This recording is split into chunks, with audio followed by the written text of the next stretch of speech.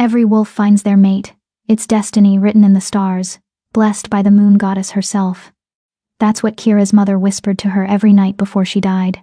But when you're the only wolf in your pack without a wolf form, you learn that destiny has favorites and you're not one of them. My name is Kira Ashwood, and tonight was supposed to be the most important night of my life. The mating ceremony. The night when unmated wolves from packs across the territory gather under the full moon, hoping to feel that sacred pull toward their fated mate. Every wolf over 18 is invited. Every wolf gets their chance. Every wolf except me. You're not attending. Alpha Marcus didn't even look up from his desk when he said it, just signed another document while my world crumbled. It's already been decided, but it's my right, I whispered, hating how small my voice sounded. I'm 22. I've waited. You've waited for a wolf that will never come. His eyes finally met mine, cold as winter stone. You're wolfless, Kira. An embarrassment. Do you know what the other packs will think if they see you there? If they realize the Ashwood pack harbors a defective wolf? Defective. The word he'd called me since my 18th birthday came and went without a transformation. Since every full moon after that passed in silence while the others howled in joy. The Luna. I tried again. My mate agrees with me. He stood, towering over me. Serena understands what you refuse to accept. You don't belong at a ceremony for real wolves. You'll stay in the pack house, out of sight. That's final. I should have known better than to hope. Should have known that my stepsister Vanessa's sweet smile this morning was poison wrapped in sugar. Don't worry, Kira. She'd purred while adjusting her ceremonial dress, the one I'd helped her choose. I'm sure the moon goddess has a plan for you. Maybe. As a servant?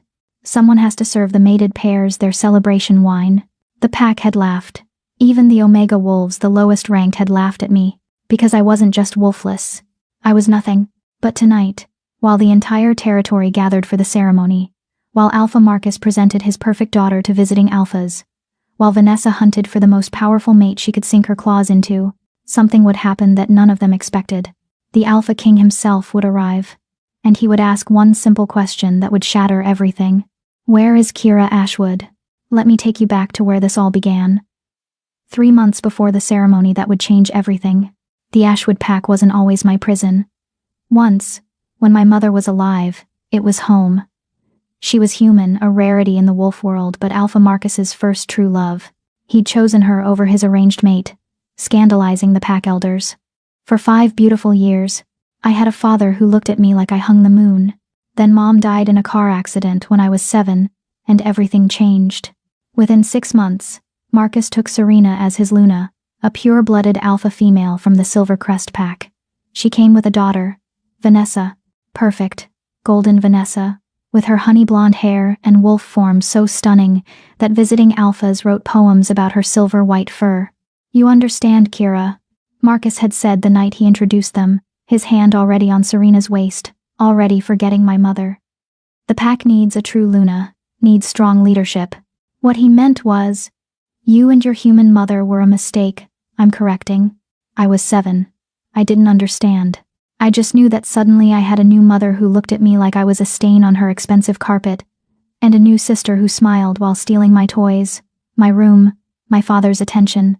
It's okay, I told myself through the years. When I turn 18, when I shift for the first time, everything will be different. I'll be a real wolf. I'll belong. My 18th birthday came on a full moon. Perfect timing, everyone said. The moon goddess's blessing. I stood in the ceremonial circle, surrounded by pack members, feeling the moonlight on my skin. Feeling the pull, the heat, the beginning of something. Nothing happened. Give it time, the pack doctor said, concerned but not worried. Some wolves are late bloomers. 19 came. Still nothing. 20. The whispers started. Defective, broken, human-blooded. 21. The whispers became open mockery. Poor Marcus. I heard Serena tell her friends at a pack gathering. Shackled to that girl because of a dead woman's memory. If he had any sense, he'd send her to the human world where she belongs. Why doesn't he? One of her friends asked. Serena's smile was sharp. Guilt. He actually loved that human woman, can you imagine? But guilt only stretches so far. Eventually, even he'll see reason. I wasn't supposed to hear that. But wolfless or not, I'd learned to move quietly, to become invisible. Survival skills. 22 arrived 3 months ago. That's when Marcus stopped pretending. You're not attending pack runs anymore, he announced at dinner, not even looking at me while Vanessa smirked into her wine glass. It's uncomfortable for the others, having you there. Unable to participate. I help with the preparations, I said quietly. I organize the Omegas can handle that. He cut his steak with precise, violent cuts. Find something else to occupy your time. Preferably indoors. Translation. Hide yourself. You're an embarrassment. The pack felt their alpha's rejection like permission. Suddenly, I was pushed in hallways. My belongings went missing. Food portions at pack meals shrank, until I started eating alone in my room, the smallest room in the pack house, the one that used to be storage. Vanessa led the cruelty parade with artistic precision. Kira, could you help me with this zipper? She'd call sweetly in front of others, then whisper when I got close. Must be nice, not worrying about clothes. Not like you'll ever have a mate to dress up for. Or, oh, Kira, I didn't see you there. You're so quiet, like a ghost. Maybe that's what you are, the ghost of what this pack used to be before we raised the standards. The worst part? She was right about one thing. Without a wolf, I'd never feel the mating bond. Never find my fated mate. Never have the one thing every wolf dreams of from childhood, that perfect, destined love that completes your soul. I'd be alone forever. But I had learned something that Vanessa, in all her golden perfection, had never needed to learn. I'd learned to survive. To think. To notice things others missed while they were busy being powerful and beautiful. Like how the pack's finances didn't quite add up, something I'd seen while helping Marcus's beta with paperwork before I was banned from that too. Like how Serena received mysterious letters with a silver crest pack seal that she burned after reading. Like how Vanessa's wolf form, stunning as it was, never quite looked her in the eyes during transformations, as if wolf and human weren't fully aligned. Like how visiting alphas always commented on our territory's excellent strategic position and valuable resources, with a hunger that had nothing to do with hospitality. I collected these observations like others collected pack bonds and affection, filed them away in my mind because knowledge was the only power I had. I didn't know yet that this knowledge would save my life. 3 days ago, the announcement came. The one that set everything in motion. The Alpha King calls a gathering. The messenger declared in our pack hall, his voice carrying the weight of ancient authority. All territories will send their unmated wolves to the grand mating ceremony. 3 nights hence, under the harvest moon, by order of King Damien Blackthorn himself. The hall erupted in excitement. The Alpha King's ceremony happened once every decade. Wolves who found mates there were blessed by the king himself, a bond strengthened beyond normal measure. It was the opportunity of a lifetime. We'll send our best, Marcus announced proudly, his hand on Vanessa's shoulder. She glowed under his approval, already imagining which powerful alpha she'd ensnare. I felt that treacherous thing called hope flutter in my chest. Maybe this was my chance. Maybe among hundreds of wolves from across the kingdom, there might be just one who could be mine. Wolf or no wolf. Maybe the moon goddess hadn't forgotten me after all. That night, I knocked on Marcus's office door. That's when he said it. You're not attending. And my hope died quietly. Like it always did, while Vanessa probably heard through the door and smiled. If stories like Kira's remind you that worth isn't determined by others' cruelty, subscribe if you haven't to join others who believe hidden strength deserves recognition, because sometimes the wolves who can't howl learn to bite the hardest. Chapter 1. The Night of Broken Chains. The pack house was emptying like a sinking ship, and I was the only rat staying behind. From my tiny window, the one that overlooked the servants' entrance because of course it did, I watched them leave. Wolves dressed in their ceremonial finest, laughing and jostling each other with excited energy. The unmated ones practically vibrated with anticipation. Tonight, under the harvest moon, they might find their forever. Vanessa emerged like a queen gracing peasants with her presence. Her dress was custom-made, a flowing silver creation that caught the moonlight and made her look ethereal. Her blonde hair was twisted into an intricate crown braid, woven with actual diamonds. Actual diamonds. I'd helped pay for those diamonds, actually. Well, my mother's inheritance had. The one Marcus controlled for my own good, until I turned 25. The one that seemed to shrink every year while Vanessa's wardrobe expanded. You look stunning, darling, Serena cooed, adjusting a diamond that didn't need adjusting. Every unmated alpha will fall at your feet, not just unmated alpha's mother. Vanessa's smile was sharp enough to cut. I heard the Alpha King himself might be in attendance. Not to participate, of course he's too important for that, but to observe. To bless the bonds. King Damien Blackthorn. Serena's eyes glittered with calculation. Unmated still, despite being 30. If you could catch his eye. A Luna Queen. Vanessa's voice dripped with ambition. I like the sound of that. They both laughed, that tinkling sound that always made my skin crawl, and swept toward the convoy of cars waiting to transport the pack to the ceremony grounds 3 hours away. Marcus emerged last, looking every inch the alpha in his formal attire. He paused, sniffed the air, then looked directly up at my window. For a moment, just a flash, I saw something in his eyes. Regret? Guilt? Then it was gone, replaced by cold dismissal. He turned away and climbed into his car. The convoy pulled away, taillights disappearing into the darkness like dying stars. Silence fell over the pack house like a burial shroud. I was alone. Completely, utterly alone. Even the Omegas had been allowed to attend as servants. Even the elderly wolves who could barely shift anymore had been invited to witness and bless the bonds. Everyone except me. I stood at that window for a long time, watching the empty driveway, feeling something inside me finally, irreversibly break. Not my heart that had been breaking in pieces for years. This was something deeper, something fundamental. My hope, my last, stubborn, idiotic hope that somehow, someday, I would be enough. You're not enough, I whispered to my reflection in the dark glass. You'll never be enough. Not for them, not for anyone. The girl staring back at me looked like a ghost, pale skin from spending too much time indoors, hiding, dark hair that I'd stopped bothering to style because, what was the point? Gray eyes that used to spark with determination, but now just looked tired. Hollow. I was 22 and I looked haunted. This is your life now, I told that ghost girl. Invisible. Forgotten. Alone. Get used to it. But something happened then. Something I didn't expect. That ghost girl's eyes flashed.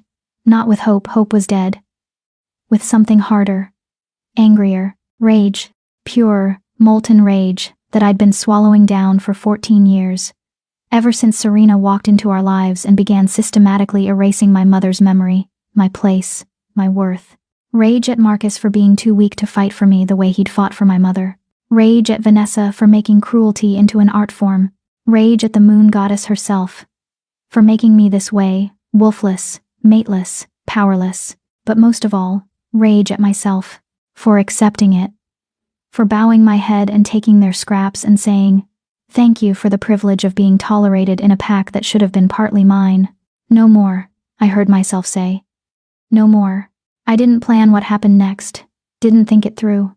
If I had, I probably would have talked myself out of it. Because that's what I did. I made myself smaller, quieter, less. But rage doesn't think. It acts. I grabbed my jacket, not a nice one. I didn't own nice things anymore and walked out of my room. Down the stairs where I'd learned to skip the third step because it creaked. Through the kitchen, where I'd eaten alone for months. Out the back door that no one watched because who would bother guarding against me? The forest waited beyond the pack house, dark and deep and full of the sounds of normal wolves running with their packs on ceremony night. I walked into it anyway. I had no plan. No destination. I just walked. Branches catching my clothes. Roots trying to trip me.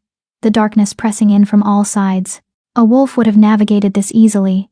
Senses sharp, night vision clear.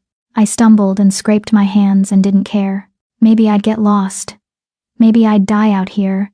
Would they even notice? Would Marcus feel that alpha bond to his pack member and realize I was missing? Probably not. He'd stopped feeling that bond to me years ago, if it ever existed at all. I walked for what felt like hours, but was probably only 45 minutes. The ceremony grounds were 3 hours by car, but they were heading to the king's territory, to the ancient ceremonial site where the first wolves were blessed.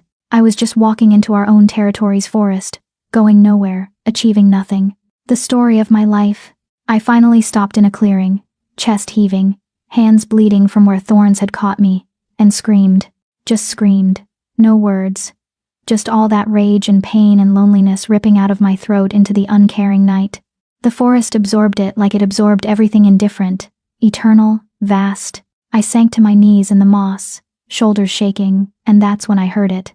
Not a sound, a feeling, like the air pressure changing before a storm, like the moment before lightning strikes, like the world holding its breath. The hair on the back of my neck stood up, a primal warning that something powerful was near. I scrambled to my feet, heart hammering, and that's when I saw them. Eyes, glowing in the darkness between the trees, not the yellow gold of normal wolves. Silver. Pure, metallic silver, like moonlight made solid, and they were looking right at me. Who's there? My voice shook, but I held my ground. What else could I do? Run? I couldn't outrun a wolf. Fight? I had no wolf to fight with. The eyes moved closer, and a shape materialized from the shadows. A wolf. But not like any wolf I'd ever seen. It was massive, easily twice the size of a normal alpha wolf.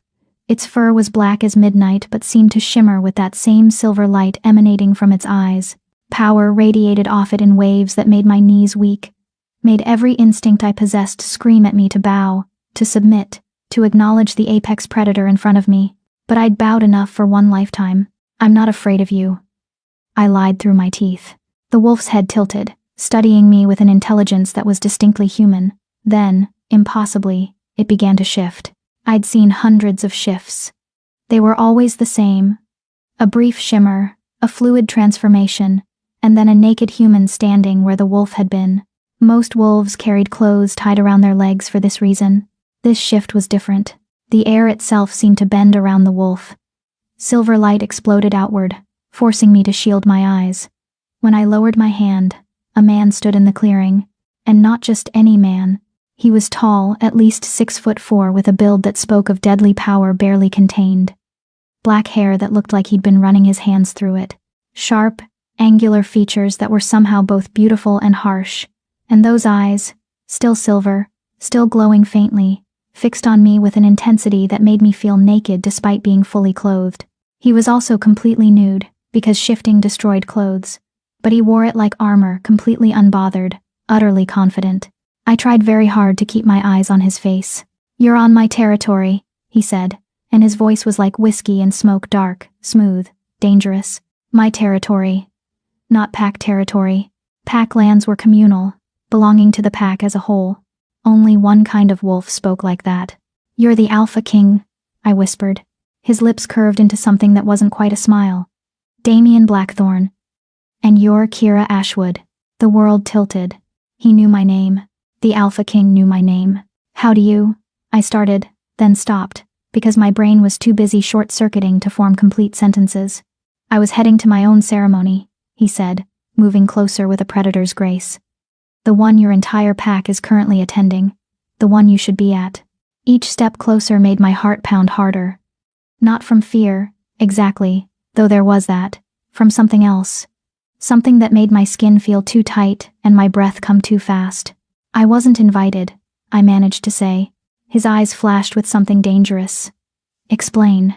It wasn't a request. It was a command from a king to a subject, weighted with an alpha power so strong it made my knees actually buckle. I caught myself on a tree, forcing myself to stay upright, and suddenly all that rage came flooding back. Why should I? The words came out sharper than I intended. "You're the Alpha King. I'm nobody, wolfless, defective, an embarrassment. At least, that's what my alpha says. So why would you care if I was invited or not?" Silence fell over the clearing, heavy and dangerous. I just snapped at the Alpha King. The most powerful wolf in the kingdom, the one who could end my life with a thought, who commanded ultimate authority over every pack, who I should be bowing to and calling, "Your Majesty." Instead, I just mouthed off to him while covered in dirt and bleeding from thorn scratches, in the middle of his forest, without an ounce of proper respect. My mother would be horrified, but my mother was dead, and I was so tired of being respectful to people who didn't respect me back. Damien Blackthorn stared at me for a long moment. Then he did something I didn't expect. He threw back his head and laughed. It was a real laugh, deep and genuine, and it transformed his harsh features into something almost warm. Almost. "Wolfless," he repeated, still chuckling. "Is that what they told you?" "It's what I am," I said bitterly. I never shifted. 18 came and went. 19. 20. 21. 22. No wolf. No bond to the pack. Nothing. Interesting. He moved closer still, now only a few feet away, and suddenly I was very aware of his size, his power, his nakedness. Tell me, Kira Ashwood, do you know why some wolves don't shift on their 18th birthday? Late bloomers? I offered weakly. Sometimes. His silver eyes bore into mine. Or suppressants. The word hung in the air between us like a bomb waiting to explode. Suppressants, I repeated slowly. Those are illegal. The council banned them 50 years ago after Port of Tace. After too many ambitious wolves used them to prevent rivals from shifting, Damien finished. To keep power concentrated, to eliminate threats. He took another step closer, and I could feel the heat radiating off his skin. Tell me, who prepares your food? My mind raced. The pack kitchen, but who specifically? I eat mostly in my room now. Vanessa usually brings dye. I stopped, the words dying in my throat. Vanessa, who'd been so sweet about bringing me dinner these past 4 years. You shouldn't have to eat with the pack if they're mean to you, Kira. I'll bring you something. Vanessa, who always made sure my plate was specially prepared. No, I whispered. She wouldn't. Why would she? Why would your stepsister want to keep you powerless? Damien's voice was soft but sharp. You're the Alpha's daughter. True-born, even if half-human. If you shifted, especially if you shifted into a strong wolf, you'd be a threat to her position. To her mother's position. The pieces clicked into place with horrifying clarity. The way Vanessa always insisted on preparing my plate herself at pack dinners, before I started eating alone. The special supplements Serena had insisted I take for my health starting at age 17. The way they'd both looked, almost relieved each birthday when I didn't shift, despite their fake sympathy. 4 years, I said, my voice hollow. They've been poisoning me for 4 years. Probably longer. Suppressants work best if started before the first shift. Damien's expression was carved from ice. They've been stealing your wolf from you, Kira. Keeping you weak. Keeping you nothing. Something inside me cracked wide open. All those years. All that pain. All that believing I was broken. Defective. Wrong. I wasn't broken. I was sabotaged. I'm going to kill them. I heard myself say calmly. I'm going to shift into whatever wolf I am, and I'm going to rip out their throats. Good, Damien said, and his smile was all teeth. But first, you're coming with me. Where? To the ceremony. His eyes glinted with something that might have been satisfaction, or might have been vengeance, hard to tell. Where I'm going to ask a very simple question in front of every alpha in my kingdom. Where is Kira Ashwood? And despite everything, despite the rage and the pain and the betrayal, I felt my lips curve into a smile that probably looked as dangerous as his. They banned me from the ceremony, I said. Said I'd be an embarrassment. Oh, you'll be present at this ceremony, Kira. Damien extended his hand to me, and even though he was still completely naked, and I was a mess, and nothing about this situation made sense, I took it. And when your alpha has to explain to his king why he banned his own daughter from a royal summons, we'll see who's embarrassed. His hand was warm and rough, and the moment our skin touched, I felt it. A spark. A pulse. Like electricity running under my skin. Like recognition. No, it couldn't be. I was wolfless. I couldn't feel the mate bond. That was impossible. But Damien's eyes widened slightly, his grip on my hand tightening, and I knew he felt it too. Well, he said softly, dangerously. This just got interesting. Chapter 2. The King's Claim. I can't go to the ceremony like this, I said, finally finding my voice and trying very hard to ignore the fact that the Alpha King was still holding my hand, and still very much naked. I'm covered in dirt and blood, and you'll go exactly like this, Damien interrupted, his thumb brushing against my palm in a way that sent shivers up my arm. Covered in the evidence of what they've done to you. Let every alpha in my kingdom see what happens when a pack alpha abuses his authority. But, do you trust me, Kira? It was an absurd question. I'd known him for all of 10 minutes. He was the Alpha King, the most powerful, dangerous wolf in existence. Trust him? But when I looked into those silver eyes, I saw something that made my breath catch. Fury. Not at me. For me. The kind of protective rage that I'd spent years dreaming my father might show. "I don't know you well enough to trust you," I said honestly. "But I trust that you're angry about what they did. And right now, that's enough." His smile was sharp and approving. "Smart girl.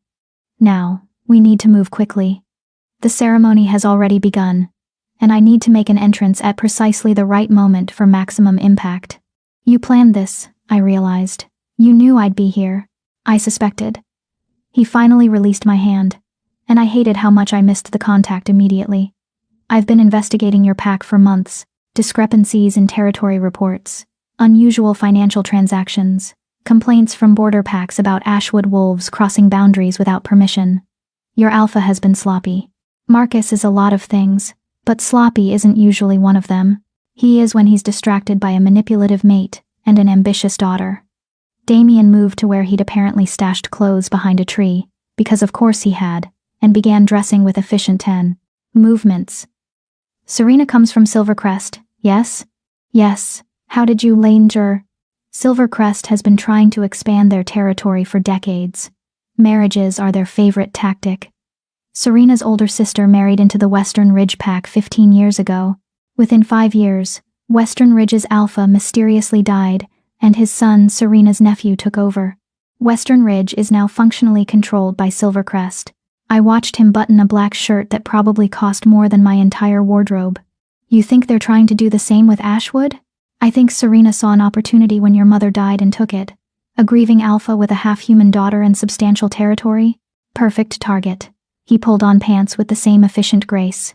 "The question is whether Marcus is a willing participant or a useful fool." "He loved my mother," I said quietly. "Really loved her. I remember how he looked at her. Like she was his whole world. Love makes people weak." Damien's voice was matter of fact, not cruel. "It makes them vulnerable to manipulation, especially when they're grieving. Serena probably played the role of comforter, helper, savior. By the time Marcus realized what was happening, she'd already positioned herself as indispensable. It made horrible sense. I remembered those early months after Mom died. Marcus had been shattered, barely functional. Serena had swept in like a storm of efficiency, organizing everything, handling everything, making all the decisions he was too grief-stricken to make, including decisions about me. "Why do you care?" I asked suddenly. "You're the Alpha King. You have bigger problems than one wolfless girl in one small pack." Damien paused in the act of pulling on boots, and looked at me with those unsettling silver eyes. "Do you know what my father told me when I took the throne?" I shook my head. He said, "A king who ignores injustice in small places will eventually face revolution in large ones. Every pack in my kingdom needs to know that I see them, that I care about what happens to the weakest member as much as the strongest alpha." His voice dropped lower. "And you're not wolfless, Kira. You're suppressed. There's a difference. How can you be sure?" "Because I can smell your wolf." He stood, fully dressed now in black on black, looking every inch the dangerous ruler he was. "She's there, trapped, screaming to get out. The suppressants have built up in your system for years, creating a chemical cage. But she's there." My hand moved involuntarily to my chest, as if I could feel her. "How long until the drugs wear off?" "Depends on the dosage and frequency. Could be days, could be weeks." He moved back toward me, and even fully clothed, his presence was overwhelming. "But we can accelerate the process. There are treatments. Healers who specialize in this. By the next full moon, you'll shift. By the next full moon. 4 weeks away. After years of believing I was broken, I could be whole in 4 weeks. If Damien was telling the truth, if this wasn't some elaborate game, if, why should I believe you?" The question came out more desperate than I intended. "You could be lying. This could be a trick. I don't know you. I don't know anything except that you're powerful and I'm not. And powerful people lie to powerless people all the time." Damien studied me for a long moment. Then, he did something completely unexpected. He took my hand again and placed it over his heart. "Feel that?" he asked. His heartbeat was strong and steady under my palm, but that wasn't what made my breath catch. It was the warmth spreading from the point of contact, the same electric pulse I'd felt before, now stronger, more insistent. "What is that?" I whispered. "Recognition," he said simply. "The beginning of a mate bond. The world tilted again. That's impossible. I'm wolfless. I can't feel. You're suppressed, not wolfless. There's a difference. His hand covered mine, holding it against his chest. Your wolf knows me even if you don't. She recognizes her mate. That's why the bond is forming despite the drugs in your system. Because mate bonds transcend everything, pack, rank, even chemical suppression. I yanked my hand back like I'd been burned. No. You're the Alpha King. You can't, I can't. Can't what? Be worthy of a king? His voice was sharp. Is that what they taught you? That your worth is determined by whether you can shift? Yes. The word exploded out of me. That's exactly what they taught me. That I'm nothing without a wolf. That I'm an embarrassment. That I'll never have a mate, because what wolf would want someone broken? Tears burned in my eyes and I hated them, hated showing weakness in front of him. And now you're telling me you're my mate? The Alpha King is mated to the pack reject? That's not destiny. That's a sick joke. Damien moved faster than I could track, suddenly in my space, his hands on my shoulders, forcing me to look at him. Listen to me, Kira Ashwood, he said, his voice carrying that alpha command that made my bones vibrate. You are not broken. You are not worthless. You are the daughter of a woman brave enough to love a wolf and an alpha who once had honor. You survived 14 years of systematic abuse and suppression without breaking. You walked into a dark forest alone and faced a king without flinching. You are not nothing. You don't know me, I whispered. Not yet, he agreed. But I will. And you'll know me. Because whether you accept it today or a year from now, the moon goddess chose us for each other. That bond we both felt, it doesn't lie. I wanted to believe him. Moon goddess. I wanted to believe him so badly it hurt. But I'd spent years learning that hope was dangerous. That trust was a weapon people used against you. That good things didn't happen to girls like me. I can't think about this right now, I said, stepping back from his grip. The mate bond, the drugs, what it all means I can't. It's too much. Can we just focus on getting to the ceremony before my brain explodes? Damien watched me for a moment longer, then nodded. We'll table this discussion. For now. But Kira? He waited until I met his eyes. You can run from a lot of things. You can't run from a mate bond. Eventually, we'll have to deal with this. One crisis at a time, I muttered. His lips twitched in what might have been amusement. Fair enough, come. He started walking, and I hurried to follow, which was difficult because his legs were approximately twice as long as mine and he moved through the forest like he owned it. Which, technically, he did. How far are we from the ceremony grounds? I asked, stumbling over a route in the darkness. On foot? About 20 miles. He glanced back at me. Don't worry. We're not walking. Then how? A howl cut through the night, then another, then a dozen more, rising in a chorus that made my chest ache with longing for something I'd never had. Wolves emerged from the darkness between the trees, massive, powerful, deadly. Their eyes glowed various shades of gold and amber as they formed a circle around us. I froze, every survival instinct screaming danger. Easy, Damien said, his hand finding mine again. They're mine, my personal guard. As if responding to his words, the wolves bowed their heads in submission. All except one. This wolf was almost as large as Damien's form had been, with dark gray fur and scars across its muzzle that spoke of many battles. It padded forward and shifted in that same shimmer of light. A man emerged middle-aged, built like a tank, with a face that had been broken and reset multiple times. He pulled on pants he'd had tied around his leg, and bowed to Damien. Your Majesty. We've been tracking you since you shifted direction. Of course you have, Garrett. Damien's tone was fond despite his words. May I present Kira Ashwood? Kira, this is Garrett Stone, captain of my guard and the biggest mother hen you'll ever meet. Garrett's eyes landed on me, and I saw them widen slightly as he took in my appearance. Dirt, blood, torn clothes, and the fact that I was standing next to his king, while said king held my hand. To his credit, he didn't comment, just bowed his head to me respectfully. Miss Ashwood, just Kira, I said weakly. Please. We need to reach the ceremony grounds immediately, Damien said. I assume you brought vehicles? 3 SUVs, parked half a mile north. Garrett's eyes flicked between us. Sir, if I may ask. You may not. Damien's voice carried finality. You'll know everything when everyone else does. For now, we move. The wolves shifted back, and suddenly we were surrounded by naked men and women pulling on clothes with practiced efficiency. They formed a protective formation around us, Garrett at the front, and we started moving. I'd seen pack formations before, but never like this. These wolves moved like a military unit, completely silent, completely coordinated. Every sound in the forest was assessed, every shadow checked. These weren't just guards. They were elite warriors, and they were protecting me. Why aren't they questioning this? I whispered to Damien as we walked. I'm nobody. Why would your guards protect me like I'm important? Because you're with me, he said simply.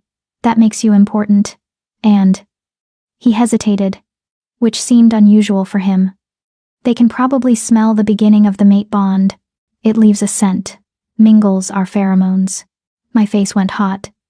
You mean they all know we're Enna, potentially mated? Yes. He didn't sound bothered. They won't speak of it until I confirm it publicly, but yes, they know. Great, just great. The Alpha King's elite guard thought I was their future queen, and I looked like I'd been dragged through a forest backward. Which, to be fair, I basically had been. We reached the SUVs, sleek black monsters that probably cost more than my entire pack house, and piled in. I ended up in the back seat next to Damien, with Garrett driving and 2 other guards in the front passenger seat and the 3rd row. The moment the door closed, Damien's hand found mine again in the darkness. You're shaking, he observed quietly. I'm about to walk into a room full of alphas who think I'm nothing, accompanied by the Alpha King, to publicly confront my father about being poisoned and suppressed for years. My voice came out higher than normal. Of course I'm shaking. I should be vibrating out of my skin. They don't think you're nothing. They will when they see me. I gestured to my appearance. I'm the wolfless reject who wasn't even invited. I'm the joke. The embarrassment. You're the survivor, Damien corrected. And by the time this night is over, everyone in that room will know exactly what you survived. They'll know what was done to you, and they'll know that you're under my protection now. Your protection? His silver eyes caught the passing streetlights, making them glow. Mine. Anyone who touches you, insults you, or so much as looks at you wrong, will answer to me. That's not a threat, Kira. It's a promise. The way he said it with absolute certainty and deadly intent should have scared me. Instead, it made me feel something I hadn't felt in years. Safe. We drove in silence for a while, the forest giving way to more developed areas, then to the outskirts of the king's territory. I could see lights in the distance, bright and numerous. That's the ceremonial grounds, Garrett said from the front. Looks like the gathering is in full attendance. I'd estimate 300 wolves. Maybe more. 300. Moon goddess. Kira.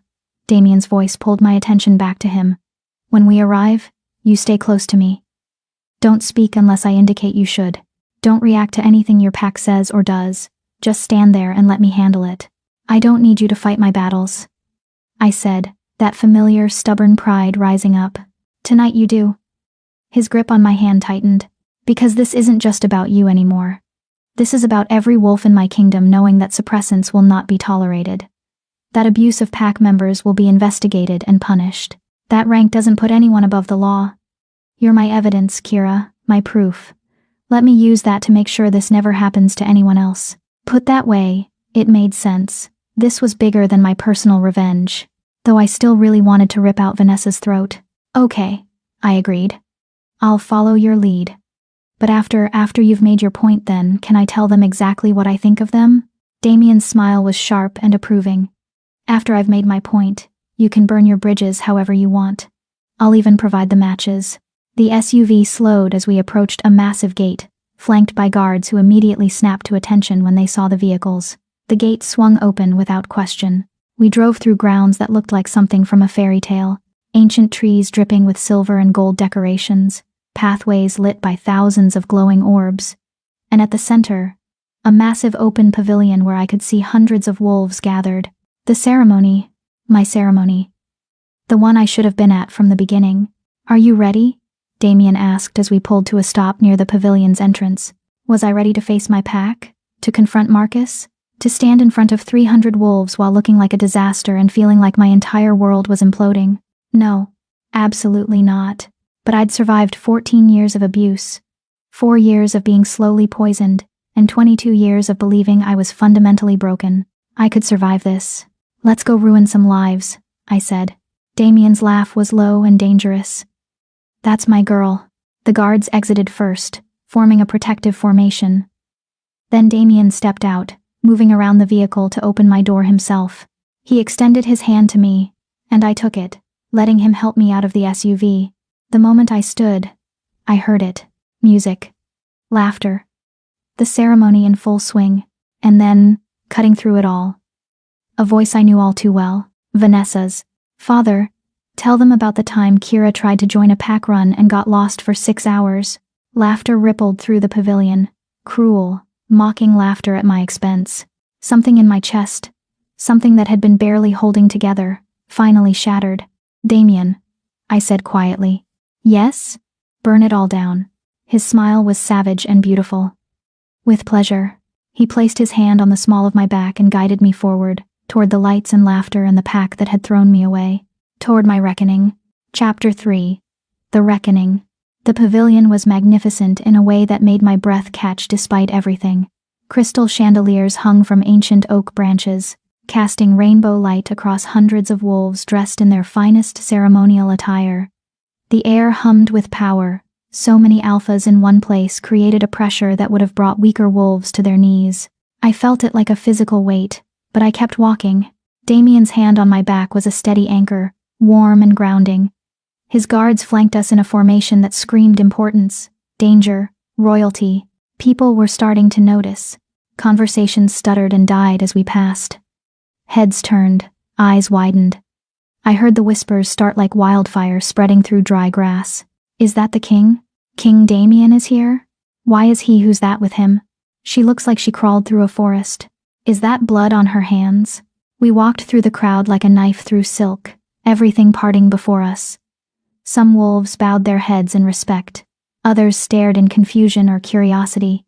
And then I saw them, my pack, gathered in a prime section near the front, dressed in coordinated silver and blue ashwood pack colors. Marcus stood with other alphas, his chest puffed out with pride, clearly enjoying his position among the powerful. Serena held court with a group of Luna females, her laugh artificial and too loud.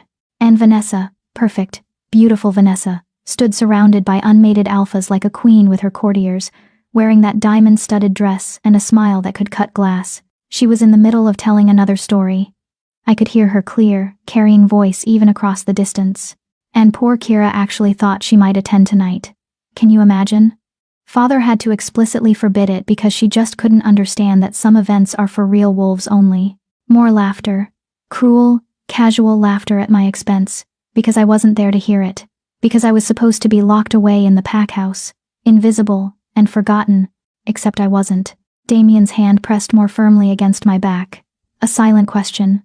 Ready? I nodded, not trusting my voice. He guided me forward, directly toward the raised platform, where the ceremony's master of ceremonies, an elderly wolf named Elder Thomas, was preparing to announce the next round of potential mate introductions. We climbed the steps to the platform. That's when someone finally recognized me. Is that a young wolf from my pack? Someone who'd pushed me in hallways, who'd laughed at Vanessa's jokes at my expense. His eyes went wide. That's Kira Ashwood. The whispers exploded. Kira Ashwood? The wolfless one? What is she doing here? Why is she with the king? Marcus's head snapped toward the platform.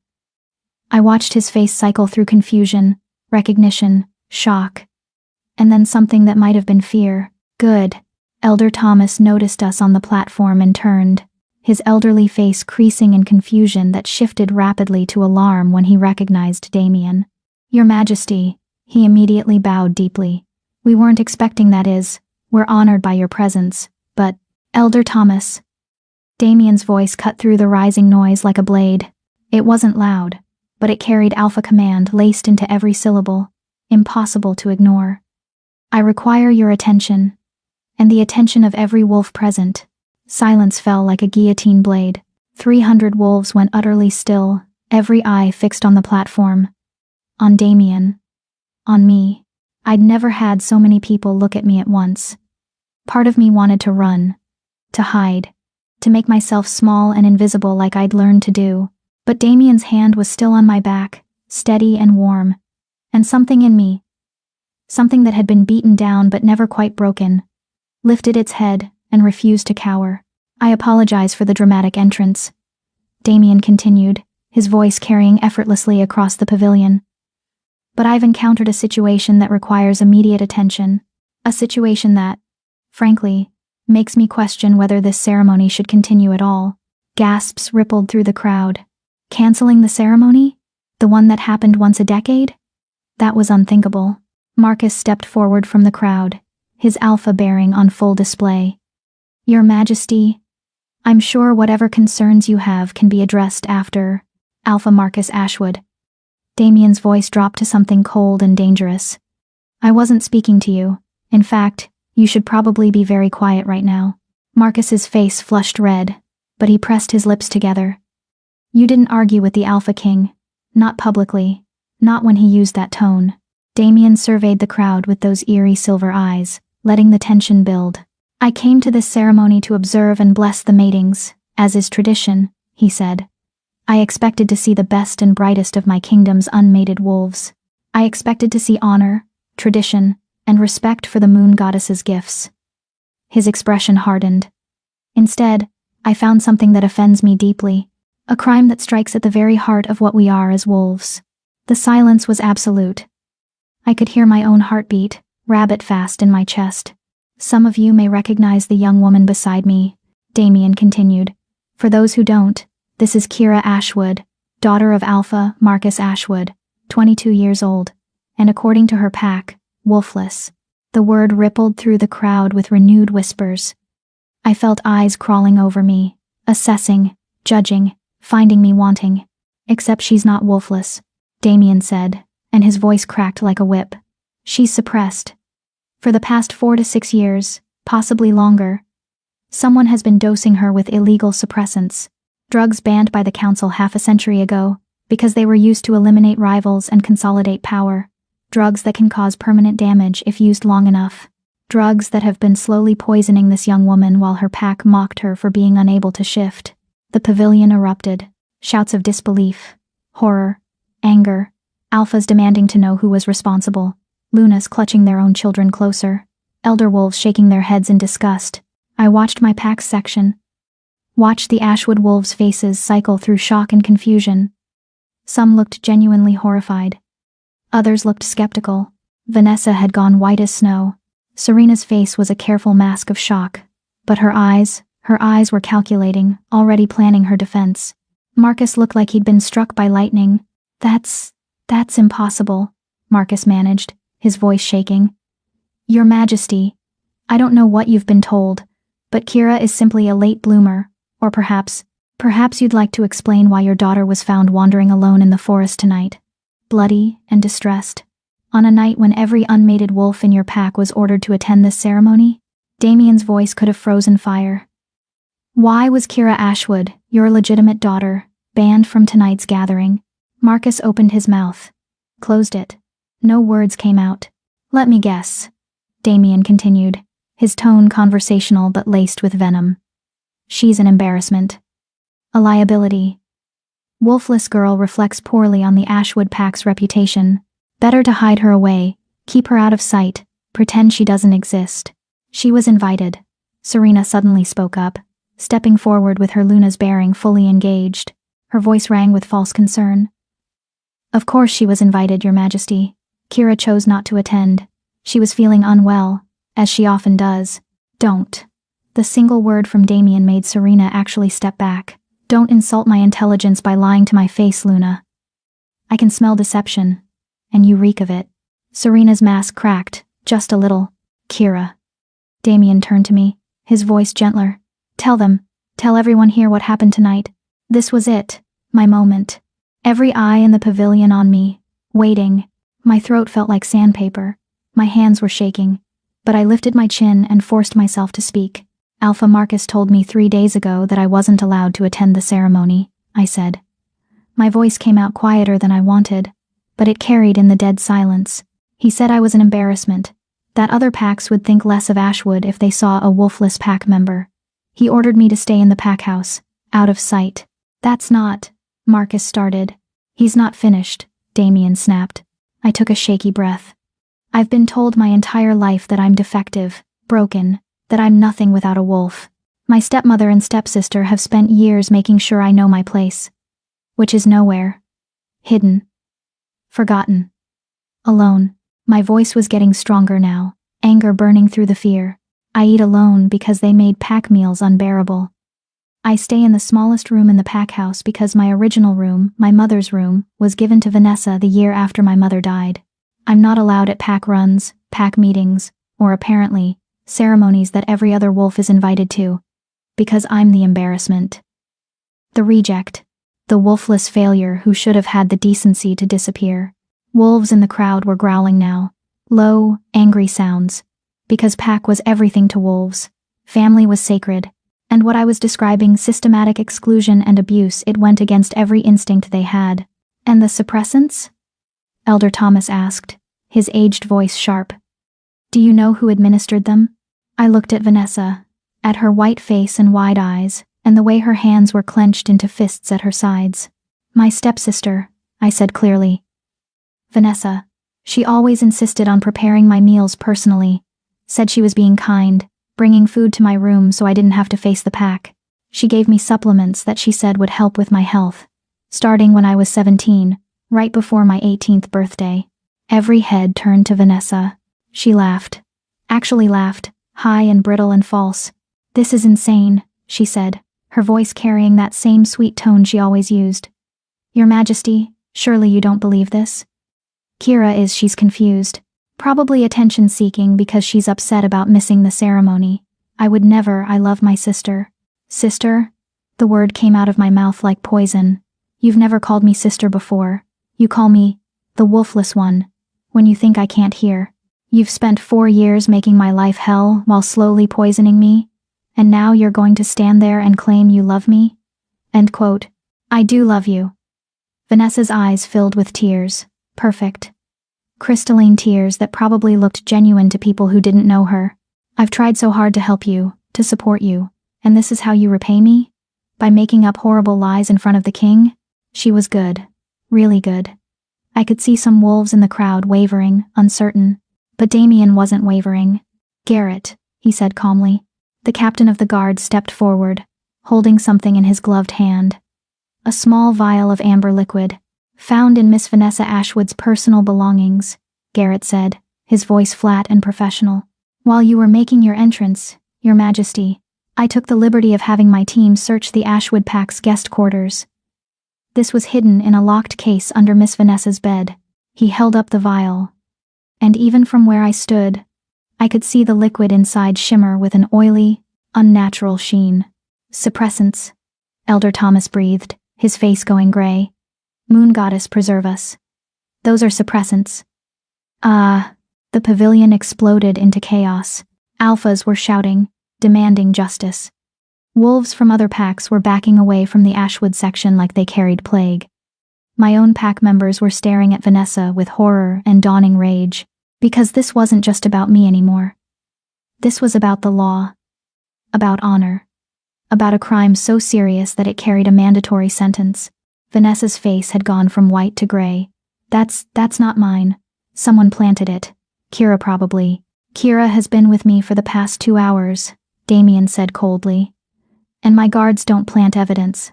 They found it, locked in your personal case, hidden under your bed. Would you like to explain how it got there if you didn't put it there yourself? Vanessa's mouth opened and closed like a fish. No words came out. Serena suddenly pushed forward, her Luna's bearing cracking into something desperate. Your Majesty, please.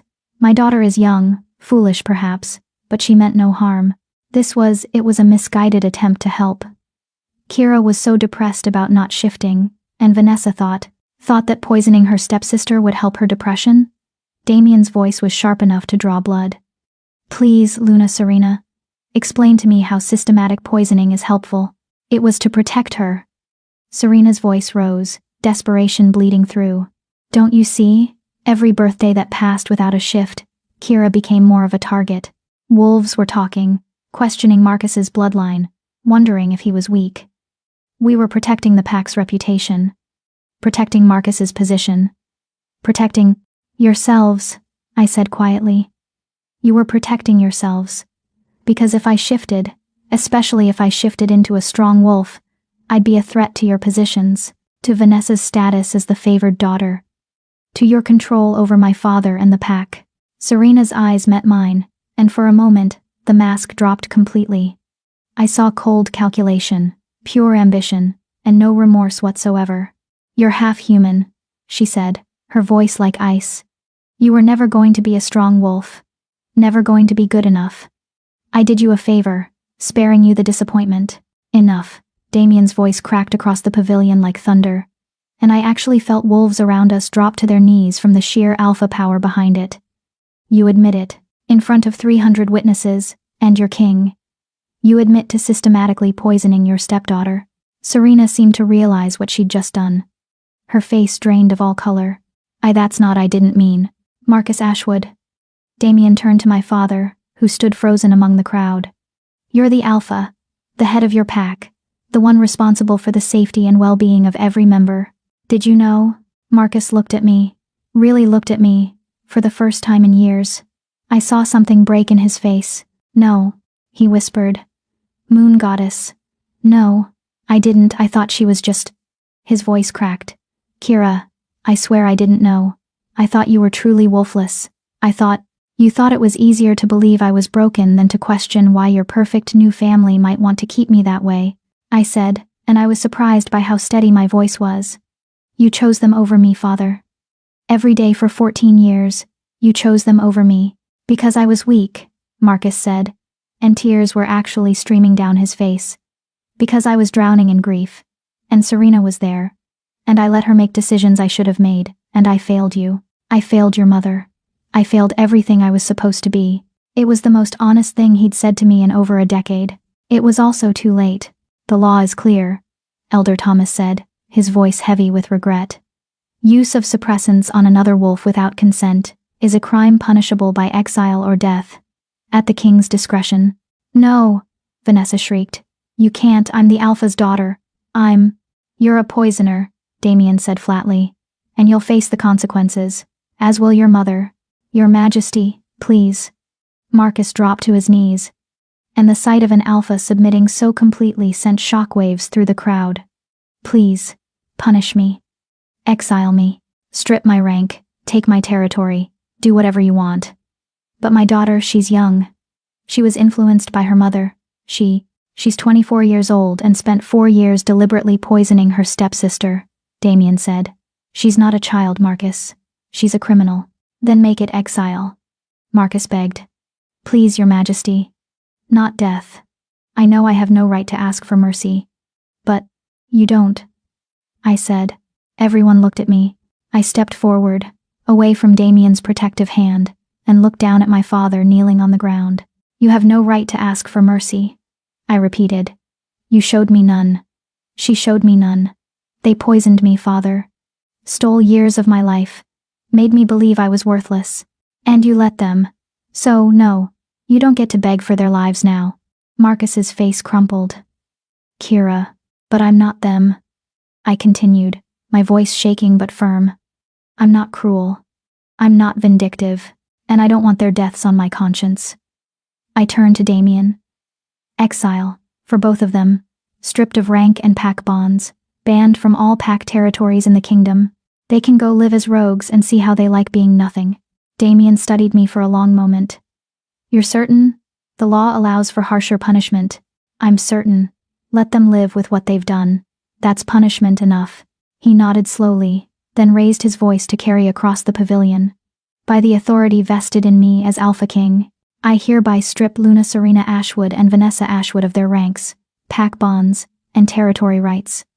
They are exiled from this kingdom, effective immediately. Any pack that harbors them will face sanctions. Any wolf that assists them will be investigated. They are alone. They are nothing, and they are gone. The words resonated with power, with finality. I watched as Serena and Vanessa both gasped, clutching their chests as the pack bonds were severed. It was painful, like having part of your soul ripped away. I knew because I'd felt the bonds weakening over the years as Marcus pulled away from me. But this was different. This was complete. Total. Irrevocable. Guards moved forward. Damien's guards. not pack wolves, and took hold of Serena and Vanessa. "No!" Vanessa screamed, struggling.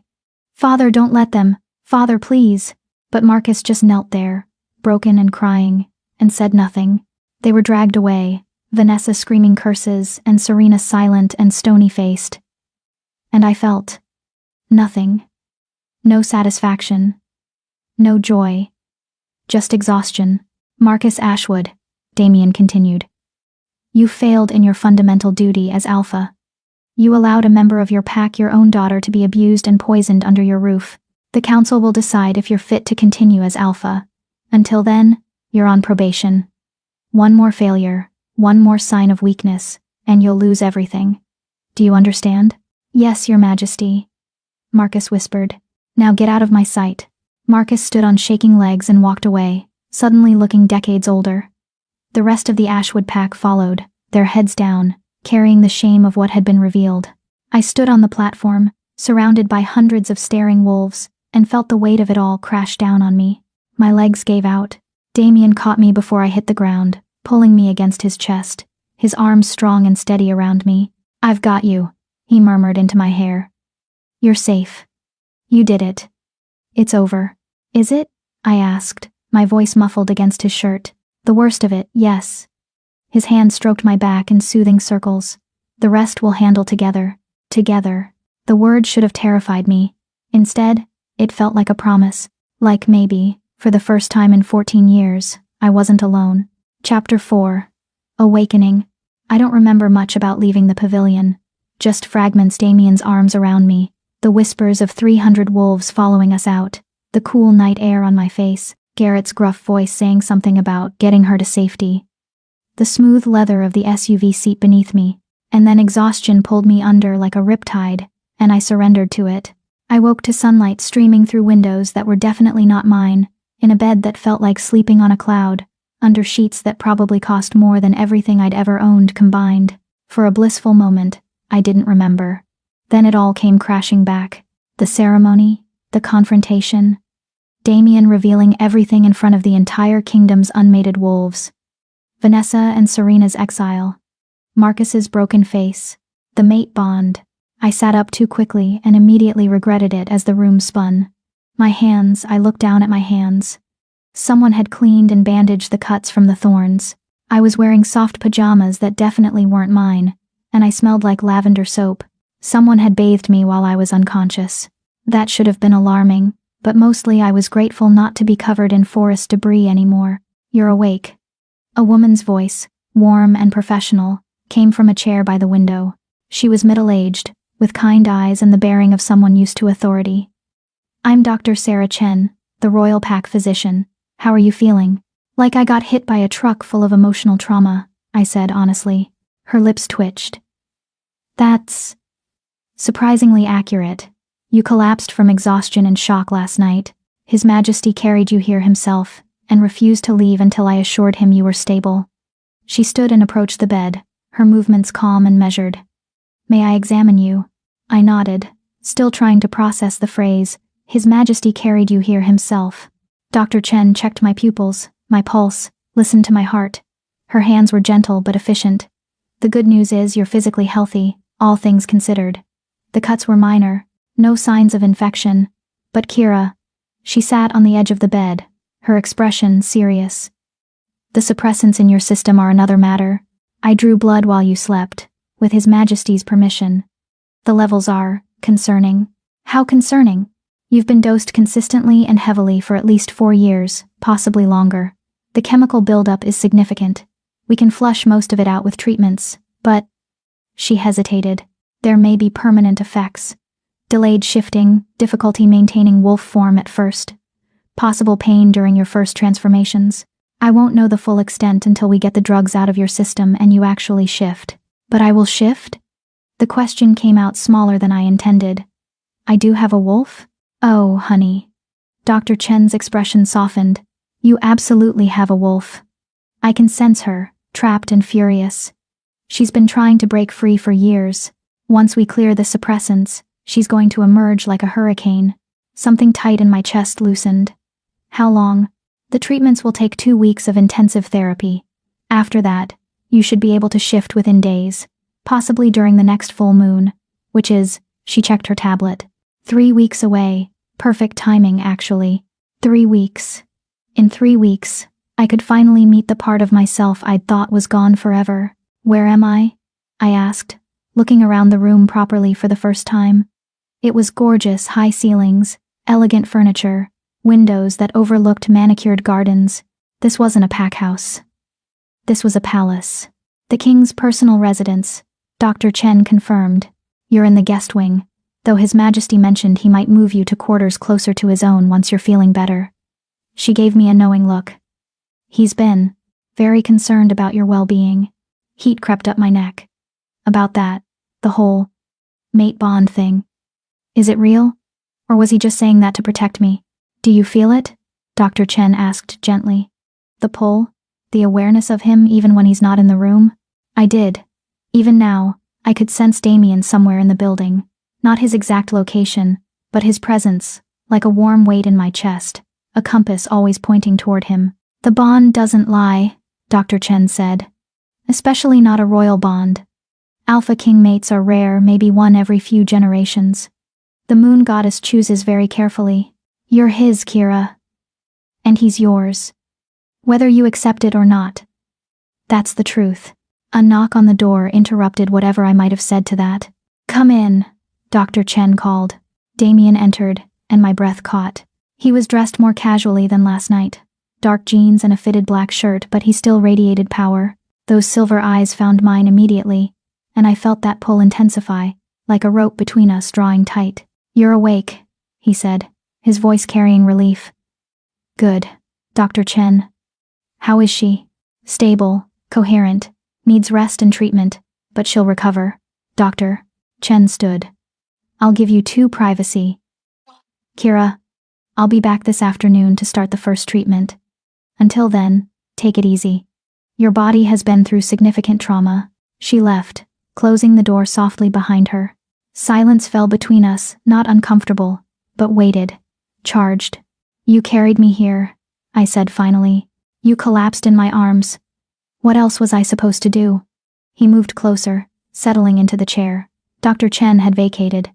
How are you feeling? Honestly, I feel like my entire life was a lie, and I don't know who I am anymore. The words tumbled out before I could stop them.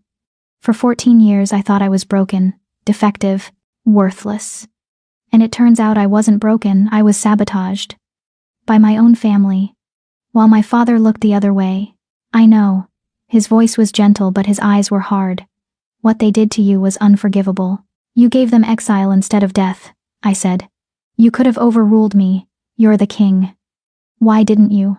Damien was quiet for a moment, studying me. Because you asked me not to. Because despite everything they did to you, you chose mercy. That says something about who you are. Kira, something important. Or it says, I'm weak. No. The word was firm, absolute. Mercy from a position of powerlessness is weakness. Mercy from a position of power is strength. You stood in front of 300 wolves, faced your abusers, and chose to be better than them. That's not weakness, that's courage.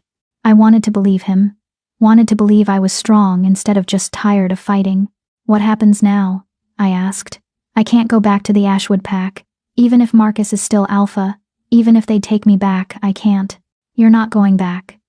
Damien leaned forward, his elbows on his knees. You're staying here, in my territory, under my protection. As what? Your charity case? His eyes flashed. As my mate. The words hung in the air between us, heavy with implication. We barely know each other, I said weakly. We have time to fix that. He extended his hand, palm up, an offering. I'm not asking you to accept the bond today, Kira. I'm not asking you to love me or trust me or even like me. I'm asking you to stay, to heal, to get to know me while you figure out who you are without them in your head. I stared at his hand, rough, scarred, strong. The hand of a warrior and a king, the hand of my mate. Slowly, carefully, I placed my hand in his. The spark was immediate, that electric pulse that made my breath hitch and my heart race. His fingers closed around mine, warm and secure. Okay, I whispered. I'll stay. His smile was small but genuine, softening those harsh features into something almost tender. Good. Now, you need to eat. You haven't had a proper meal, and Dr. Chen says probably weeks, based on your physical condition. The pack meals, I started, were probably dosed too, he finished grimly. Which is why you'll eat food prepared by my personal kitchen staff, who are all vetted and loyal and definitely not trying to poison you. He stood, still holding my hand, and gently pulled me to my feet. My legs were shaky but held. Can you walk, or should I carry you? The image of the Alpha King carrying me through his palace made my face heat. I can walk. Pity. His eyes glinted with humor. I was rather enjoying the carrying. Was he flirting with me? The Alpha King was flirting with me? He led me out of the room and through hallways that belonged in a magazine spread all elegant architecture and priceless art. Wolves we passed immediately bowed their heads in respect. To him, obviously, but also, I noticed, to me. Why are they bowing to me? I whispered. Because you're with me, he said simply. Because they can smell the mate bond forming, and because word has spread about what happened last night. You're something of a celebrity now, the suppressed wolf who faced down her abusers in front of the entire kingdom. That's not how I want to be famous, I muttered. Too late. Own it. We reached a small dining room, smaller than the formal ones, he explained, used for private meals. A table was already set with enough food for a small army. My stomach growled loudly. Damien's laugh was low and warm. Sit, eat. I'll answer any questions you have. I sat and started filling my plate, trying not to look too desperate. But the food, moon goddess. The food. Fresh fruit, perfectly cooked eggs, bacon that actually tasted like bacon instead of the sad, limp strips I'd been getting, pastries that melted on my tongue, real coffee, not the instant stuff. I may have moaned a little. Good, Damien asked, amusement clear in his voice. I'm going to marry your chef, I said, around a mouthful of croissant. You're going to marry me, actually. The chef is already mated. I nearly choked. He pounded my back helpfully while I coughed. Too soon? He asked, not sounding sorry at all. Maybe a little. I took a drink of water. You said I could ask questions. Ask away. Why were you investigating my pack? You said last night that you'd been looking into the Ashwood territory for months. Why? Damien's expression turned serious. Multiple reasons. Financial irregularities. Your pack's accounts showed significant transfers to Silvercrest pack over the years. Border disputes with neighboring packs that Marcus always seemed to resolve in Silvercrest's favor. Reports of unusual activity along your southern border. He leaned back in his chair. And then there were the rumors about you. About me? About Marcus Ashwood's first daughter. The one who never shifted. The one who disappeared from pack events. The one nobody talked about. His silver eyes held mine. Suppressants leave a trail, Kira. Not just chemical, but behavioral. A wolf who should have shifted but doesn't, combined with a pack that systematically erases that wolf from public view. That's a pattern. One I've seen before. This has happened before? 3 times in my reign. Each time, I was too late. The suppressed wolf had either died from the drugs, been killed by their pack, or been driven to suicide. His jaw tightened. I wasn't going to be late again, so I started investigating, planted wolves in neighboring packs to watch and report, reviewed every document from Ashwood territory for the past 15 years, and last night, I decided to see for myself. So, you came to the forest looking for me? I came to Ashwood territory looking for evidence. I found you instead. His voice softened. I found you screaming in a clearing, bloody and alone and so damn angry at the world. And I felt the bond snap into place like lightning. Do you believe in fate? I asked quietly. I didn't used to. He reached across the table, his fingers brushing mine. But the moon goddess doesn't make mistakes. She knew you needed someone powerful enough to protect you, patient enough to let you heal, and strong enough to handle the fire I can sense burning inside you. She knew I needed someone brave enough to face me without flinching, honest enough to call me on my bullshit, and kind enough to show mercy when vengeance would be easier. His fingers laced with mine. So yes, Kira, I believe in fate. Because fate gave me you. My throat felt tight. I'm not who you think I am. I'm not brave or strong. I'm just surviving. You survived 14 years of abuse and 4 years of systematic poisoning without breaking, he said. You stood in front of 300 wolves and told your truth. You showed mercy to enemies who showed you none. And you're sitting here now, planning to keep fighting even though you're terrified. That's not just surviving, Kira. That's warrior spirit. I don't feel like a warrior. You will. His smile was fierce and proud. Once you shift, once you meet your wolf, once you start training, you'll feel it. That strength you've been suppressing to survive, you won't have to suppress it anymore. Training, shifting, meeting my wolf, living without fear. It sounded like a fantasy, like something that happened to other people, not to wolfless rejects from small packs. Except I wasn't wolfless. Wasn't a reject. Wasn't powerless. Not anymore. Tell me about being Alpha King, I said, changing the subject before I could cry into my eggs. What's it like? He laughed. Honestly, endless paperwork, diplomatic headaches, and managing the egos of territorial alphas who all think they know better than me. Sounds terrible. It has its moments. His expression turned thoughtful. But it's also rewarding. When I can actually help someone, make a real difference like last night, it reminds me why I took the throne in the first place. Why did you take the throne, I mean? You don't seem like you enjoy the political aspects. I don't. But my father was dying, and the alternative was my uncle, a wolf who thought power meant dominance and cruelty. Who would have turned this kingdom into a dictatorship? Damien's voice was quiet. So I challenged him for the succession, beat him in single combat in front of the council, and spent the next 8 years cleaning up decades of corruption and establishing new laws to protect wolves like you. How old were you? 22. Same age as you are now. I tried to imagine being 22 and taking on that responsibility. Couldn't. You must have been terrified. Every single day. His admission surprised me. Still am, sometimes. But fear doesn't mean you don't act. It means you act despite the fear. We ate in comfortable silence for a while. I worked my way through an embarrassing amount of food while Damien watched with what looked like satisfaction. What? I asked, catching him staring. You're eating, actually eating, not picking. It's good to see. Your chef is a wizard. I'm pretty sure these pastries contain actual magic. I'll pass along the compliment. He glanced at the clock. Dr. Chen will be back soon to start your first treatment. Until then, would you like to see the territory? Get some fresh air? The thought of going outside, of being seen by more wolves, made my anxiety spike. I don't have any clothes, just these pajamas. Already handled.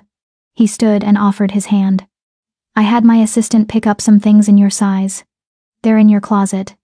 Take your time getting dressed. I'll wait. He left before I could protest, and I found myself back in the gorgeous bedroom with its cloud-like bed. The closet, because of course there was a walk-in closet, was filled with clothes. Not fancy ceremonial dresses, but practical, comfortable things. Jeans that actually fit, soft sweaters, sturdy boots. Everything in my size, everything in colors I actually liked. Someone had paid attention, had cared enough to get it right. I dressed in jeans and a deep green sweater that made my gray eyes look almost silver, brushed my hair, and stared at myself in the mirror. The girl looking back didn't look like a victim, didn't look broken or defeated. She looked like someone who'd survived, who was still standing, like someone who might, someday, be strong. Not yet, I told my reflection, but maybe soon. When I emerged, Damien was waiting in the hallway, and the way his eyes lit up when he saw me made something warm bloom in my chest. Beautiful, he said simply. It's just jeans. I wasn't talking about the clothes. And just like that, I was blushing like a teenager. He led me outside, through gardens that looked like they belonged in a fairy tale. And I felt it, the pull of the earth, the whisper of wild things, the sense of something waiting just beneath my skin. My wolf, trapped but there, patient, strong. I can feel her, I whispered. Damien's hand found mine. Good. Hold on to that feeling. Let it remind you what they tried to take from you, what they failed to take from you. What if I'm not strong enough? When I shift, what if my wolf is weak? What if, Kira? He stopped walking and turned to face me fully. Do you know what suppressants do to wolves who are actually weak? They simply prevent the shift. The wolf never emerges at all. His silver eyes bored into mine. But your wolf? She's been fighting the drugs for years. Fighting to break free. fighting to protect you. That's not weakness. That's strength beyond measure. How do you know? Because I can feel her too. Through the bond. And she's magnificent. Magnificent. The word settled into my chest like a promise. Maybe I wasn't broken after all. Maybe I never was. Chapter 5. The Wolf Within. 2 weeks passed like a dream I was afraid to wake from. Dr. Chen's treatments were brutal injections that burned like fire through my veins, herbs that made me violently ill, sessions in a specialized chamber that supposedly accelerated cellular purification, but felt like being slowly electrocuted. Every day, I'd collapse into bed, feeling like I'd been torn apart and badly reassembled. But every day, I felt her stronger. My wolf, clawing at the chemical cage, getting closer to freedom. And every day, Damien was there. He sat with me during the worst treatments, holding my hand while I screamed. He carried me back to my room when I couldn't walk. He read to me when the pain was too bad to sleep, his deep voice anchoring me when I wanted to give up. "Why are you doing this?" I asked one night, after a particularly bad session. "You're the Alpha King. You have a kingdom to run. Why are you spending hours sitting with me?" He looked up from the book he'd been reading, some ancient text about wolf history that I was pretending to listen to. "Because you're mine to care for. Because the bond demands it. Because I want to." "The bond," I started, "is only part of it," he interrupted gently. "Yes, the mate bond creates a pull, a need to be near you. But Kira, I like you. I like your stubborn refusal to give up. I like how you mock my terrible jokes. I like that you're not impressed by titles or power. I like watching you discover who you are without them in your head." His silver eyes held mine. "The bond brought us together. But I'm choosing to stay." Choosing. The word felt important. Revolutionary even. No one had ever chosen me before. Not really.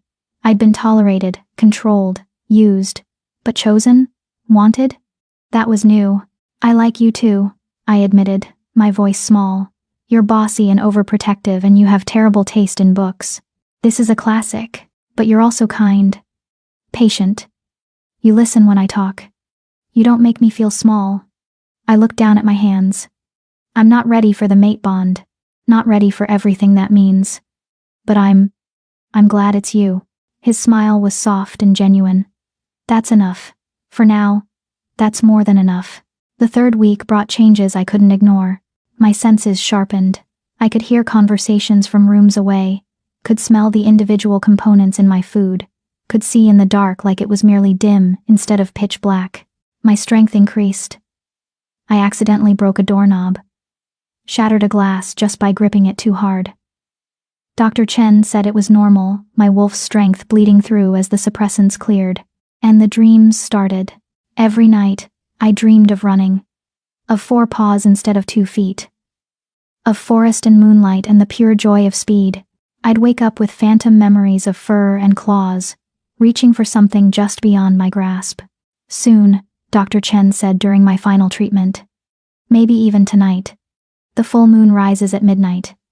Your wolf is going to answer it. Tonight." My first shift, after years of waiting, of believing it would never happen. Tonight I'd finally meet her. I was terrified. What if something goes wrong? I asked Damien for the 100th time as evening approached. What if the drugs damaged something? What if I shift and can't shift back? What if you're magnificent?" He interrupted, pulling me into his arms. We'd gotten more comfortable with casual touch over the past weeks, nothing inappropriate, but small things. Hand-holding. Hugs. His arm around my shoulders. Each touch strengthened the bond, made it harder to remember why I'd been hesitant. What if you shift and discover you're everything they told you that you weren't? That's a lot of pressure. Then forget about pressure. Forget about expectations. Just feel. Your wolf knows what to do. Trust her. Garrett appeared in the doorway, his gruff face apologetic. "Your Majesty, the pack is gathering. They're ready when you are." The pack. Damien had explained that first shifts traditionally happened surrounded by pack, with the alpha present to guide and protect. Since I technically had no pack now, Marcus had formally released me from Ashwood bonds. I'd be shifting with Damien's royal pack. Hundreds of wolves, all there to watch me either succeed or fail spectacularly. "I think I'm going to be sick," I muttered. "You'll be fine." Damien pressed a kiss to my forehead, a new development from this morning that had made my heart do complicated acrobatics. I'll be right there with you, every step. We walked to the ceremonial grounds behind the palace, a massive clearing surrounded by ancient trees, lit by torches and the rising moon. Wolves were already gathered, sitting in a loose circle. I recognized members of Damien's guard, palace staff, visiting dignitaries. Hundreds of eyes, all watching. My steps faltered. Damien's hand found the small of my back, steady and warm. Breathe. They're not here to judge. They're here to witness, to celebrate. This is a gift, Kira. Your first shift. Let them share it with you. We walked to the center of the circle. The moon was rising, huge and silver and calling to something deep in my bones. Dr. Chen approached, her expression warm. How do you feel? Like I'm about to jump off a cliff. Good metaphor. Shifting is like jumping, you have to let go and trust the fall. She checked my pulse, my pupils. Physically, you're ready. The suppressants are cleared. Your wolf is free. All you have to do is let her out. All I have to do, I repeated weakly.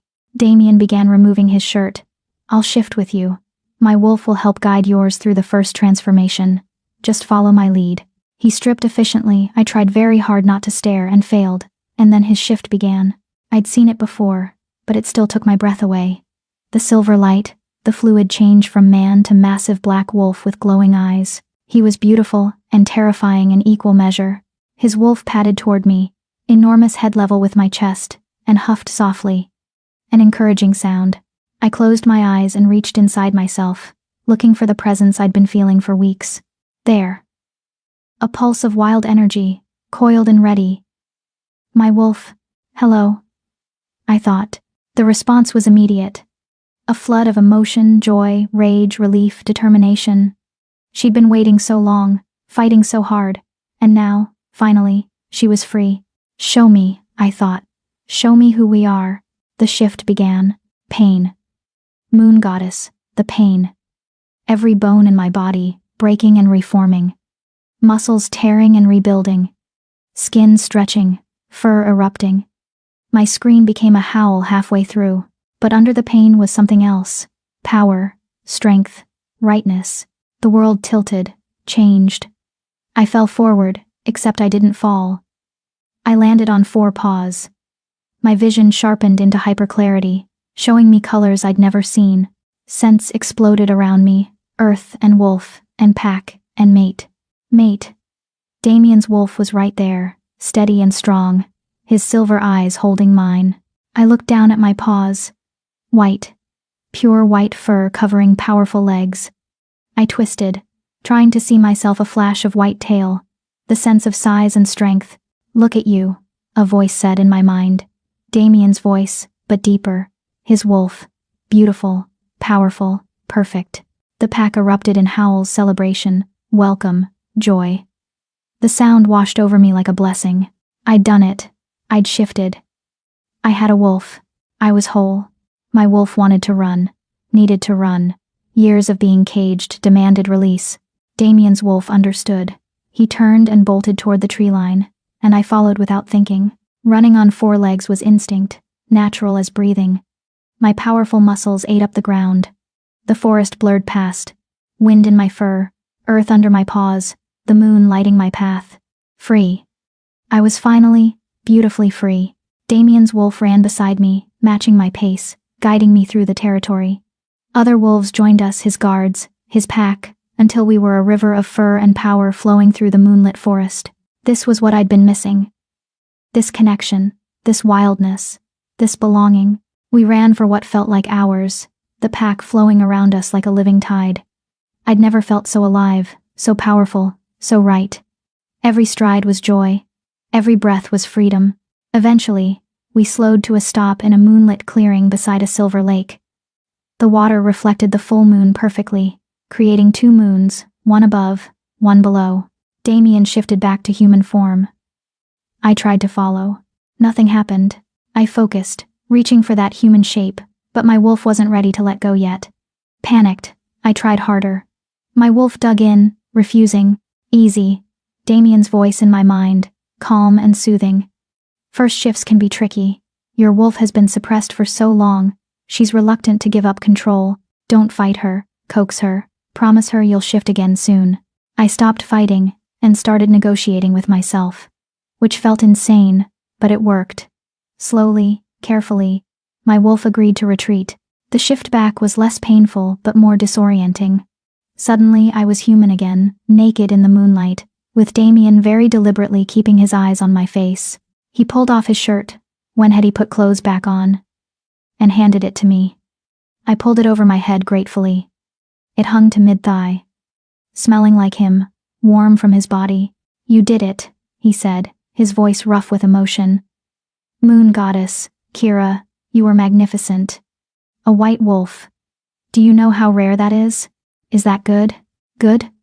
His laugh was incredulous. It's extraordinary. White wolves appear maybe once a generation. They're said to be blessed by the moon goddess herself. Powerful beyond measure, destined for greatness. I don't want to be destined for greatness, I said, suddenly overwhelmed.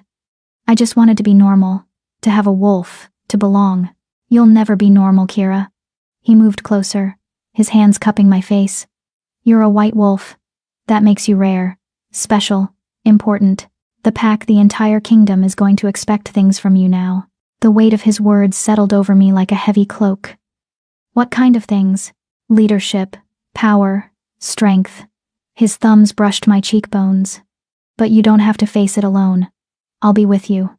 Every step. Before I could respond, a howl cut through the night. Not celebratory. Warning. Damien's entire body went rigid. That's the perimeter patrol. Something's wrong. Other wolves emerged from the forest, Garrett in human form, pulling on pants, his face grim. Your Majesty, we have a situation. Rogues on the southern border. At least 20 of them, organized and armed.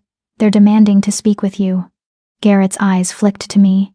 Specifically, they're demanding to speak with the white wolf. They say they have information about more suppressed wolves.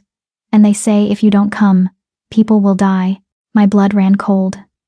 It's a trap. Probably, Damien agreed, his expression hardening into something dangerous. But if there's even a chance they're telling the truth, if there are more wolves being suppressed, we have to go. I finished. Not we. Me. His voice carried alpha command. You just had your first shift. You can barely control your wolf yet. You're not ready for combat. If they're asking for the white wolf specifically, they want me there for a reason. I straightened, meeting his eyes. I'm going. Kira, you said we're partners. You said I'd never face things alone. That goes both ways, Damien. I pulled his shirt tighter around me. Besides, if they want to use me as bait, let them try. I'm not the helpless victim anymore. I'm a white wolf. Let's show them what that means. Garrett made a choking sound that might have been approval or concern. Damien stared at me for a long moment. Then, slowly, his lips curved into a fierce, proud smile. All right, my white wolf. Let's go show them exactly what you've become. His expression turned deadly serious. But if things go wrong, if I tell you to run, you run. Understood? Understood, I lead. Because if things went wrong, I wasn't running anywhere. I'd spent years running, hiding, making myself small. Those days were over. Chapter 6. The Rogue's Truth. We didn't have time for me to get proper clothes. Garrett threw me a pair of someone's spare sweatpants and a jacket that swallowed me whole. I looked ridiculous, oversized clothes. Bare feet, hair wild from shifting, but I didn't care. 20 rogues on our border wasn't just a random attack. It was organized, deliberate. And they wanted me specifically. The question was why. We moved fast. Damien's elite guard forming a protective formation around us as we headed south. Some stayed in wolf form for speed and combat readiness. Others remained human to communicate and strategize. I stayed human because I wasn't confident I could shift back quickly if needed. My wolf was still too new, too eager, too unpredictable. Talk to me about rogues, I said to Garrett as we half ran through the forest. I thought they were just lone wolves who left their packs.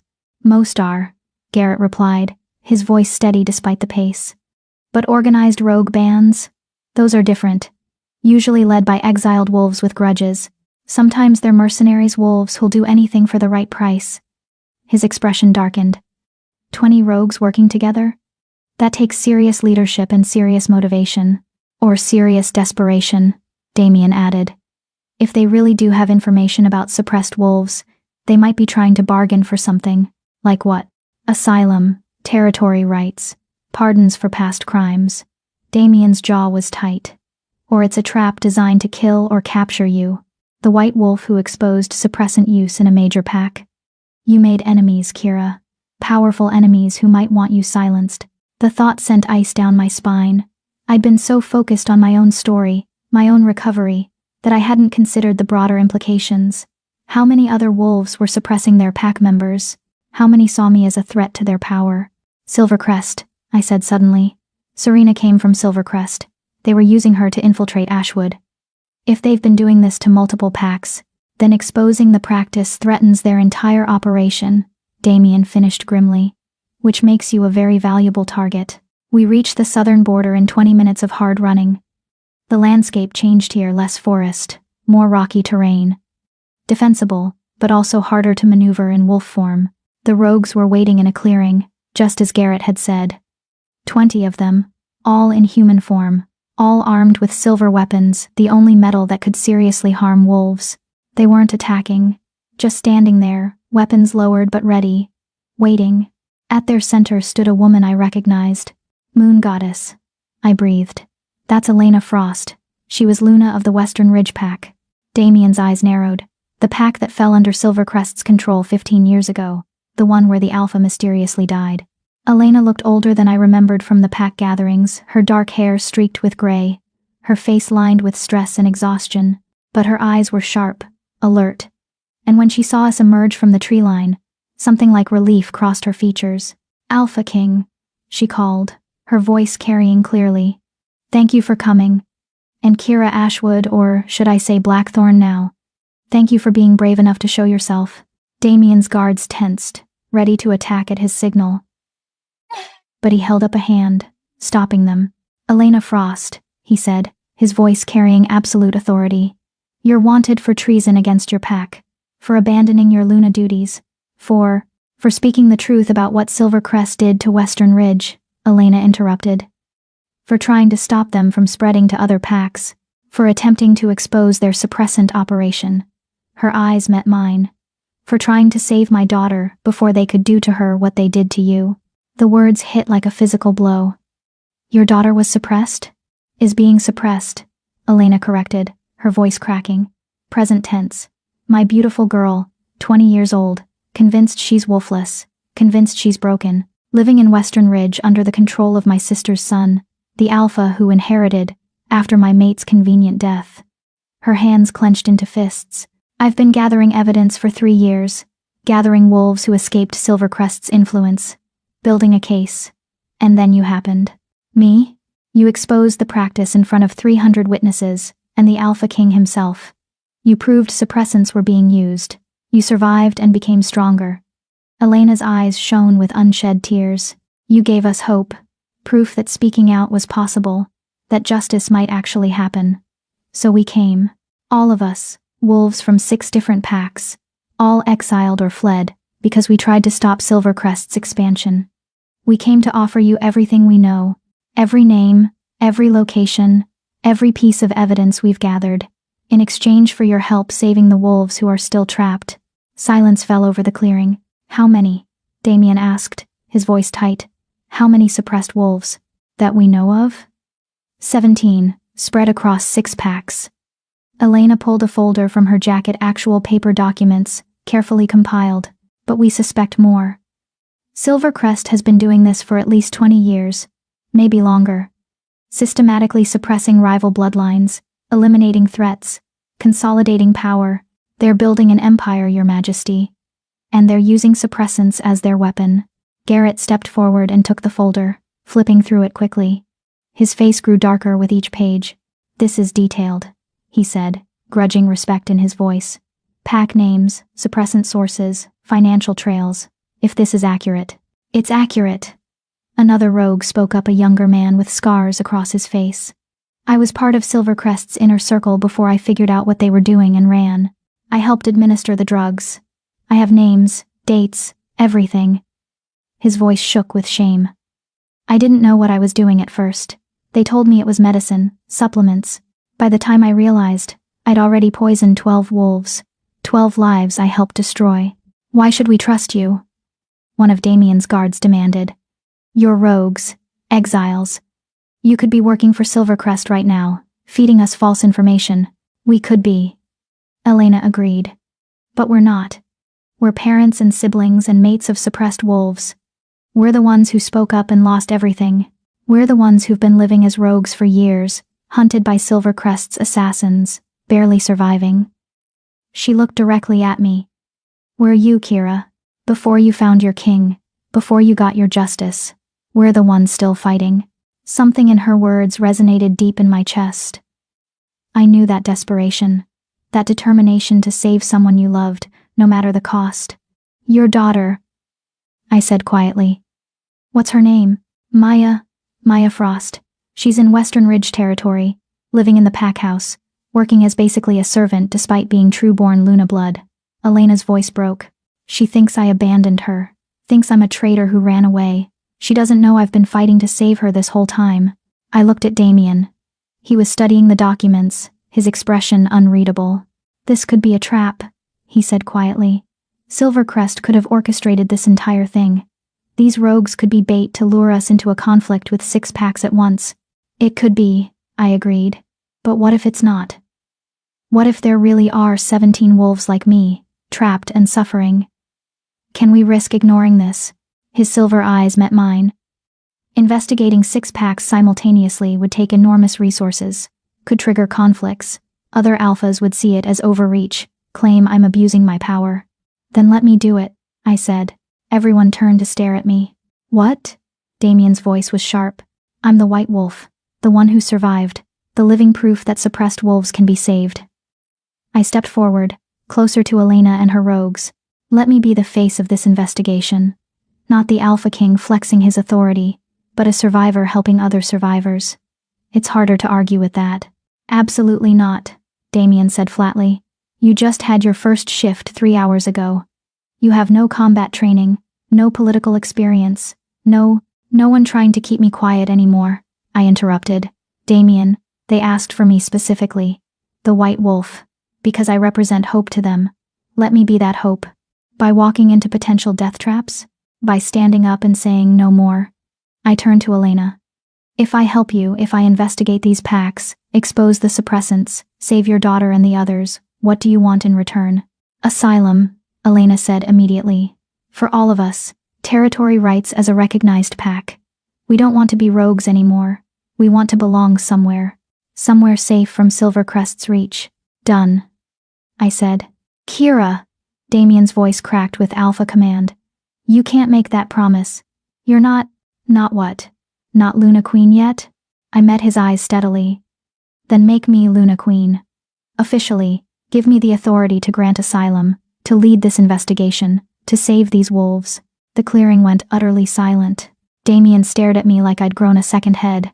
You're asking me to fast-track our mating ceremony so you can immediately throw yourself into danger. I'm asking you to trust me, to believe I'm strong enough for this. I moved closer, lowering my voice so only he could hear. You said I was destined for greatness, that the moon goddess chose me for this.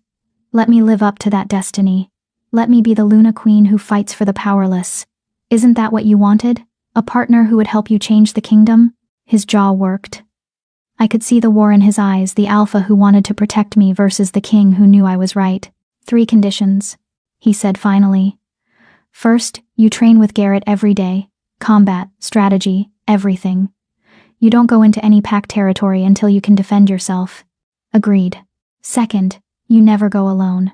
My guards accompany you everywhere. If they say it's too dangerous, you listen. Agreed. Third, his hand cupped my face, his thumb brushing my cheek. You accept the mate bond fully. No more hesitation. Because if you're going to be Luna Queen, if you're going to put yourself in danger for this cause, I need to know you're completely mine. That the bond is strong enough to keep you safe. That if something happens, I can find you anywhere. The weight of what he was asking settled over me. Full mate bond acceptance meant complete connection. Our wolves would be permanently linked, our lives intertwined. I'd feel his emotions, he'd feel mine. We'd be truly, irrevocably mated. It was everything I'd been afraid of. It was also exactly what I needed. Yes, I said. To all of it. His kiss was claiming, possessive, fierce. When we broke apart, I could feel something shifting in my chest, the bond strengthening, solidifying. He turned to Elena and the rogues. You have your deal, asylum for information and cooperation, but if you betray us, if this is a Silvercrest trap, there will be no mercy. Understood? Understood, Your Majesty. Elena bowed her head in respect. Thank you. Moon Goddess, thank you. Don't thank me, Damien said. Thank her. He nodded toward me. She's the one who just became your champion. Elena's eyes met mine, shining with tears. The white wolf who saves the broken ones. That's what they're going to call you, you know. The Luna Queen who remembers what it was like to be nothing. Good, I said, because I'll never forget, and I'll make damn sure no one else has to live through what we did. Garrett approached Damien, his expression troubled. Your Majesty, if we're doing this fast-tracking the mating ceremony, launching a multi-pack investigation, we need to inform the council. Some of them are going to push back hard. Let them push, Damien said coldly. The law is clear. Suppressants are illegal. Any pack using them faces sanctions. I'm not asking permission. I'm informing them it's happening. There's one more problem, the scarred rogue spoke up. Silvercrest knows about Kira now. Knows she exposed the Ashwood operation. They're going to come for her. And they have resources we can't match. Assassins, spies, corrupt wolves in high places. Then they'll have to go through me. Damien said, his voice dropping to a growl. And my entire guard. And every loyal wolf in this kingdom who believes suppressants are an abomination. His arm wrapped around my shoulders, pulling me against his side. They can try, but they'll fail. I leaned into his strength, feeling the bond pulse between us stronger now, more certain. 3 hours ago, I'd had my first shift. Discovered I was a white wolf. Felt true freedom for the first time. Now I was about to become Luna Queen and launch a kingdom-wide investigation that would make powerful enemies. My life was insane. I wouldn't have it any other way. When do we start? I asked. Elena smiled, tired but hopeful. Tomorrow. If you're willing. We have a contact in the Riverside Pack who can get us access to their records. It's the smallest of the 6 packs, so it's the safest starting point. Tomorrow. Then, I agreed. We spent another hour getting details, making plans, integrating Elena's rogues into our group. By the time we headed back to the palace, dawn was breaking over the mountains. I'd been awake for over 24 hours. I'd had my first shift, run with a pack, met dangerous rogues, and committed to becoming Luna Queen ahead of schedule. I should have been exhausted. Instead, I felt alive. You realize you just volunteered for a war, Damien said as we walked, his hand warm in mine. I survived 4 years of being slowly poisoned, I replied. I can handle whatever Silvercrest throws at me. That's not what worries me. He stopped, pulling me around to face him. What worries me is that you're so used to pain, so accustomed to sacrifice, that you don't value your own safety. You'd throw yourself into fire to save someone else without hesitation. Is that a bad thing? It's a terrifying thing, for someone who loves you. His forehead pressed against mine. Promise me you'll be careful. Promise me you won't take unnecessary risks. Because Kira, if something happened to you, if I lost you, you won't, I interrupted, my hands coming up to frame his face. Because I have something I didn't have before. Something worth fighting for. Worth staying alive for. What's that? You, us, this future we're building. I smiled. I'm not that girl in the forest anymore, Damien. I'm not looking for ways to disappear. I'm looking for reasons to stay. And I found one. His kiss was soft this time, tender, full of promise and hope and fear and love all tangled together. When we finally made it back to the palace, Dr. Chen was waiting with her arms crossed and a disapproving expression. You were supposed to rest after your first shift, she said sternly. Instead, you ran off to confront rogues, negotiate asylum, and apparently agree to become Luna Queen immediately. It's been an eventful night, I admitted. Sit, both of you. She pointed to chairs in her medical office. I need to check Kira's vitals after that shift, and I need to lecture you both about proper post-transformation rest protocols. We sat obediently while she fussed over me, checking my temperature, my heart rate, examining my joints for shift damage. Physically, you're fine, she said grudgingly. Better than fine, actually. Your wolf is strong, and the shift was clean. But Kira, her expression softened. Your body has been through tremendous trauma. The suppressants, the treatments, now your first shift and all this stress. You need rest, real rest, or you're going to collapse, mate bond or no mate bond. After the mating ceremony, I promised. After we start the investigation. Now, Damien interrupted. Dr. Chen is right. You need rest. We'll do the ceremony tomorrow night, full moon again. Perfect timing. Today, you sleep. But that's an order from your alpha, he said, his voice carrying that command I couldn't refuse. My wolf, exhausted and satisfied after her first real run, agreed completely. Suddenly, I could barely keep my eyes open. Fine, I mumbled. But tomorrow, you become my Luna Queen, Damien said, scooping me into his arms like I weighed nothing. Tomorrow, we make it official. Tomorrow, we start changing the kingdom. He carried me to my room, our room soon, I realized with a flutter of nerves and excitement, and laid me on the cloud-like bed. Sleep, my white wolf, he murmured, brushing hair from my face. When you wake, your new life begins. I wanted to say something profound, something meaningful about how far I'd come or how grateful I was. Instead, I fell asleep mid-thought, exhausted and happy and whole. Chapter 7. Luna Queen. I woke to sunlight streaming through windows, and the smell of food that made my stomach growl aggressively. For a blissful moment, I just lay there, warm and comfortable and safe. Then memory crashed back and I bolted upright. Tonight. The mating ceremony was tonight. I was becoming Luna Queen tonight. Easy, a familiar voice said. Damien sat in a chair by the window, reading, always reading. He looked up with a soft smile. You've been asleep for 14 hours. Dr. Chen said to let you rest as long as you needed. 14 hours? I stared at him. Have you been sitting there the whole time? Most of it. I had some council meetings this morning. They were spirited. His expression turned wry. Turns out, announcing you're fast-tracking a mating ceremony and launching a kingdom-wide suppressant investigation doesn't go over well with certain conservative alphas. How spirited are we talking? 3 council members demanded your background be investigated. 2 suggested you might be a Silvercrest plant. 1 actually had the audacity to say a white wolf mating a king was unnatural and defying tradition. His eyes flashed silver.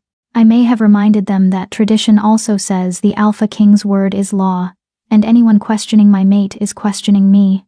I winced. I'm causing you political problems already. You're forcing necessary changes. There's a difference. He stood and moved to the bed, sitting on the edge. Besides, half the council is thrilled. The younger alphas especially, they see you as proof that the old guard's power is breaking. That merit matters more than bloodline. No pressure, then. His laugh was warm. Speaking of pressure, Elena's rogues have been integrated into the guard barracks. Garrett's been interviewing them all morning, verifying their information. It checks out, Kira. All of it. Names, locations, financial records. Silvercrest has been running a suppressant operation for at least 20 years. 20 years. How many wolves had suffered? How many had died believing they were broken? We start with Riverside Pack tomorrow, I said. It wasn't a question. After you've trained with Garrett. After you've learned basic combat and defensive strategies. After I'm Luna Queen and you can't order me around anymore? I interrupted with a small smile. Being Luna Queen doesn't mean I stop worrying about you. His hand cupped my face. If anything, it makes it worse. Because now you have official authority to throw yourself into danger. Good thing you'll be there to pull me out. Always. He leaned in and kissed me, soft and sweet. When he pulled back, his expression turned more serious. The ceremony is at midnight. Full moon, traditional timing. The council will attend, along with every alpha in the region, and most of the royal pack. It's going to be formal, public, and political. Sounds terrifying. It is, but you've faced worse. He stood, offering his hand. Come on. You need to eat. And then you have appointments. Appointments. Luna Queen preparation, dress fitting, etiquette briefing, ceremony rehearsal. At my expression, he laughed. Did you think you'd just show up and wing it? I was hoping? Not a chance. You're about to become the second most powerful wolf in the kingdom. There are protocols. The next hours were a whirlwind of activity that made my head spin. First was breakfast, a massive meal that I devoured while Garrett briefed me on basic self-defense concepts. "We'll start real training tomorrow," he said. "But tonight, I need you to know 3 things. How to break a hold, how to dodge, and how to use your claws if shifted." He demonstrated on a very patient guard, while I ate pastries and tried to memorize the movements. Next was the dress fitting. A team of seamstresses had created something that made me actually gasp when I saw it. The dress was white, of course, but not the heavy, traditional style I expected. It was lighter, more modern, with intricate silver embroidery that caught the light like moonbeams. The back was open, designed to tear away easily if I needed to shift in an emergency. "For a Luna Queen who fights," the head seamstress said with approval. "Beautiful and practical." The etiquette briefing was taught by an elderly wolf named Margot who'd served 3 previous Luna Queens. She taught me how to stand, how to speak, how to acknowledge different ranks during the ceremony, how to accept the pack's submission without looking weak, how to project authority while remaining approachable. "You're the white wolf," she said, adjusting my posture. "You represent hope and change. But you're also Luna Queen. You represent stability and strength. Balance both, and you'll win their hearts. What if I mess up? Then you'll recover gracefully and continue. Perfection isn't the goal, Kira. Connection is." By late afternoon, I was exhausted again mentally, if not physically. Damien found me hiding in the library, staring at books without reading them. "Having second thoughts?" he asked gently. "10th and 11th thoughts," I admitted. "I don't know how to be a queen, Damien. I barely know how to be a regular wolf. What if I'm terrible at this? What if I let everyone down?" He settled beside me, pulling me against his side. "Want to know a secret?" "Always." I was terrified my entire first year as Alpha King, made mistakes constantly, trusted the wrong wolves, pushed too hard on some reforms, not hard enough on others, nearly started 2 wars by accident. His voice was rueful. "Being a good leader isn't about knowing everything. It's about caring enough to learn, being brave enough to try, and humble enough to admit when you're wrong. That's a lot of pressure." "Yes, but you don't carry it alone." He tilted my face up to his. "You have me. You have Garrett and Dr. Chen and Elena's rogues who believe in you. You have a kingdom full of wolves who've heard your story and see you as proof that things can change. You're not alone in this, Kira. Not alone." The words settled something anxious in my chest. "Okay," I said. "I can do this. I will do this. That's my Luna Queen." The hours until midnight passed too quickly. I bathed in water scented with moonflowers, trying to calm my racing heart. The seamstresses returned to help me into the dress, arranging my dark hair into something elegant but simple. When I looked in the mirror, I barely recognized myself. The girl looking back was powerful, confident, beautiful in a way that had nothing to do with perfection and everything to do with strength earned through suffering. "You look like a queen," one of the seamstresses said softly. "Maybe. Or maybe I just look like someone finally learning to stand up straight instead of making herself small." Margot came to escort me to the ceremonial grounds. As we walked through the palace, wolves stopped and stared. Some bowed. Others smiled. A few looked skeptical or hostile, the ones who didn't want change, who preferred the old ways. I lifted my chin and kept walking. The ceremonial grounds had been transformed. Thousands of white flowers created a path to the center of the clearing. Torches burned silver, special flames treated with something that made them glow like moonlight, and wolves, hundreds of them, formed a massive circle, all facing the center where Damien waited. He wore formal black, embroidered with silver, his dark hair swept back, those silver eyes glowing in the torchlight. He looked like every fantasy of a powerful Alpha King come to life, and he was looking at me like I was the only wolf in the world. The crowd parted as I walked the flower-lined path. I heard whispers, some admiring, some skeptical, some awed. "The white wolf. She's so young. Can she really lead? Look at how the king watches her." I reached the center, and Damien extended his hand. I took it, and that electric pulse of the mate bond surged between us. Elder Thomas stepped forward, ancient and dignified, carrying the ceremonial staff that marked official pack business. "Wolves of the Northern Kingdom," his voice carried across the clearing. "We gather under the full moon to witness the completion of a mate bond, and the coronation of a Luna Queen. Alpha King Damian Blackthorn has chosen his mate. The Moon Goddess has blessed the bond. Now we, the pack, must accept or reject this union. My heart stuttered. Reject? Damian's hand squeezed mine reassuringly. Traditional phrasing, his voice in my mind through the partial bond. They won't reject. Kira Ashwood. Elder Thomas turned to me. You come from the Ashwood pack, daughter of Alpha Marcus. You are newly shifted, a white wolf rare and powerful. You have survived suppressants, exposed corruption, and shown mercy to your enemies. Do you accept the role of Luna Queen?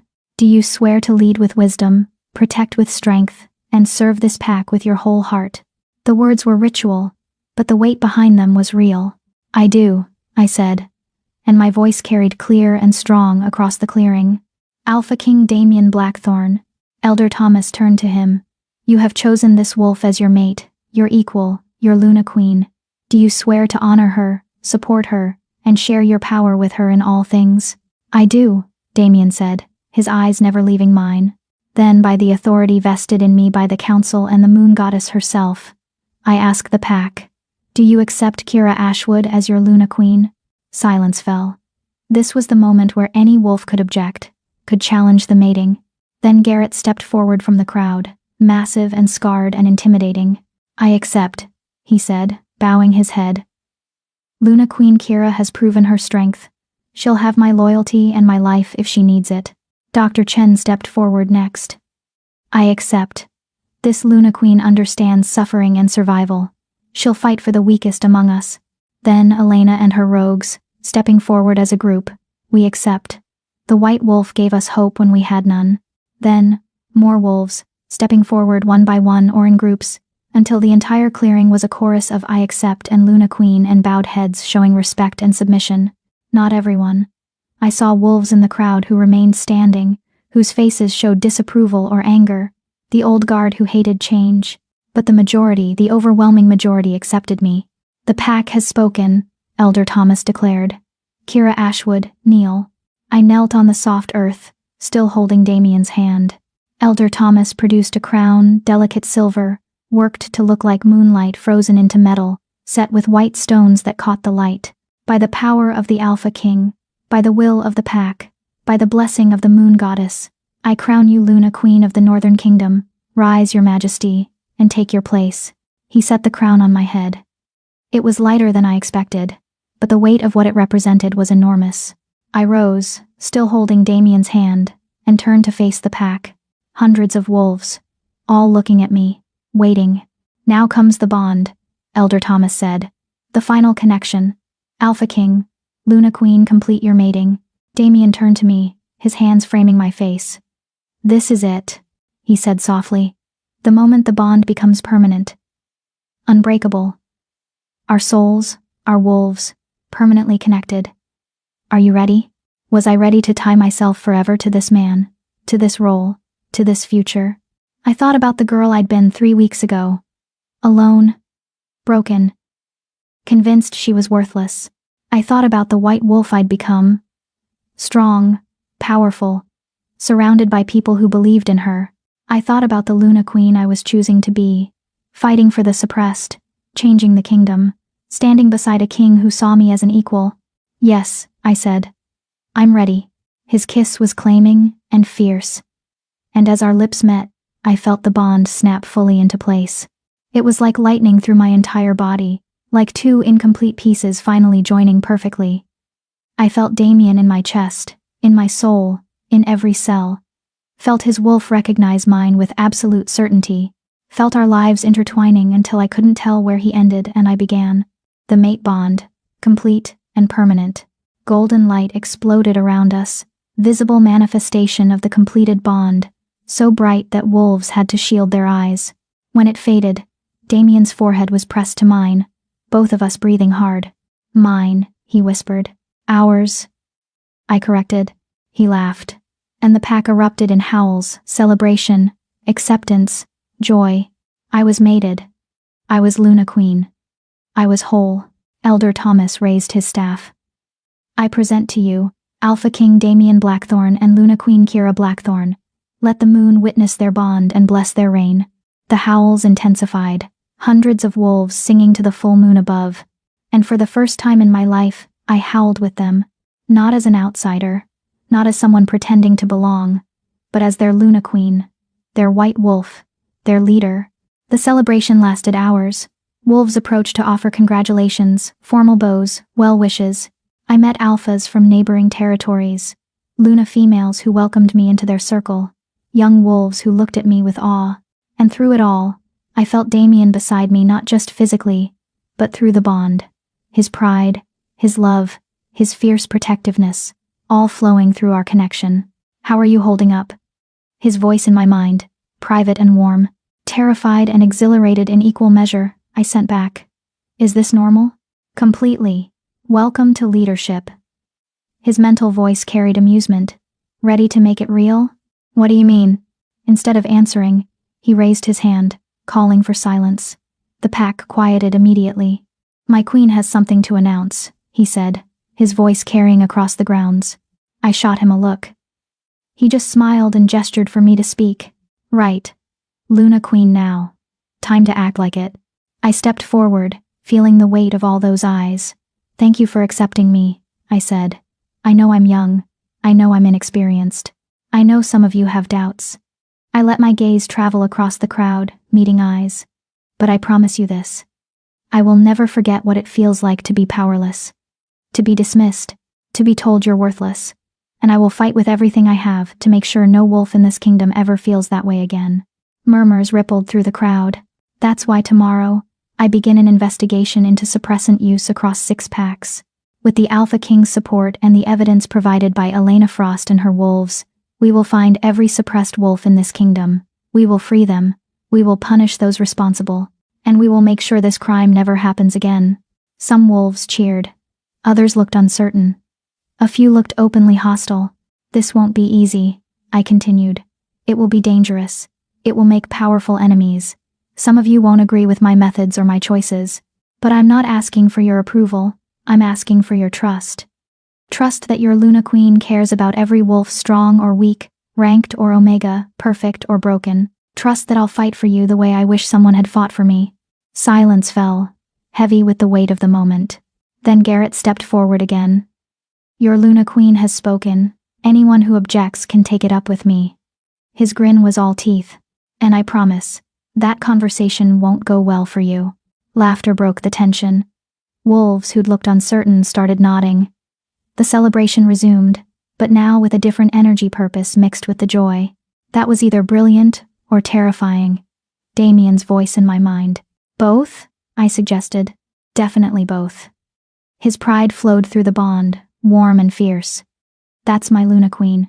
Hours later, after the celebration finally wound down, Damien led me away from the grounds, not back to the palace, but deeper into the forest. "Where are we going?" I asked. "You'll see." We walked for 20 minutes until we reached a clearing I'd never seen before. A small cabin stood at the center, surrounded by wildflowers, with a stream running nearby. "It's private," Damien explained. "A place where Alpha Kings traditionally bring their new mates after the ceremony, somewhere to be alone, away from the pack, and the politics and the demands. Just us. Just us." The words sent a flutter through my stomach. He opened the door and led me inside. The cabin was simple but beautiful. One main room with a massive bed, a fireplace already burning, and windows that overlooked the moonlit forest. "Tonight, we're not Alpha King and Luna Queen," Damien said, turning to face me. "We're just Damien and Kira, mates, bonded, with nothing between us but choice." He started removing his formal jacket. And suddenly the reality of what came next hit me. We were mated, bonded, and I was about to spend my first night alone with my mate. I started, my face heating. I haven't." "I know," he said gently. "And we don't have to do anything you're not ready for. The bond is complete. Everything else happens at your pace. What if my pace is terrified and eager and confused all at once?" His smile was soft and understanding.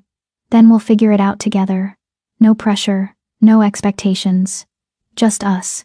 He closed the distance between us, his hands gentle as he reached for the crown on my head. "May I?" I nodded, and he carefully removed it, setting it aside. Not a queen right now, he said. Just Kira. Then he kissed me. Soft and sweet and patient. And I felt the bond sing between us, completed. Permanent. Perfect. And for the first time in my entire life, I felt completely safe. Completely wanted. Completely whole. Chapter 8. The First Mission.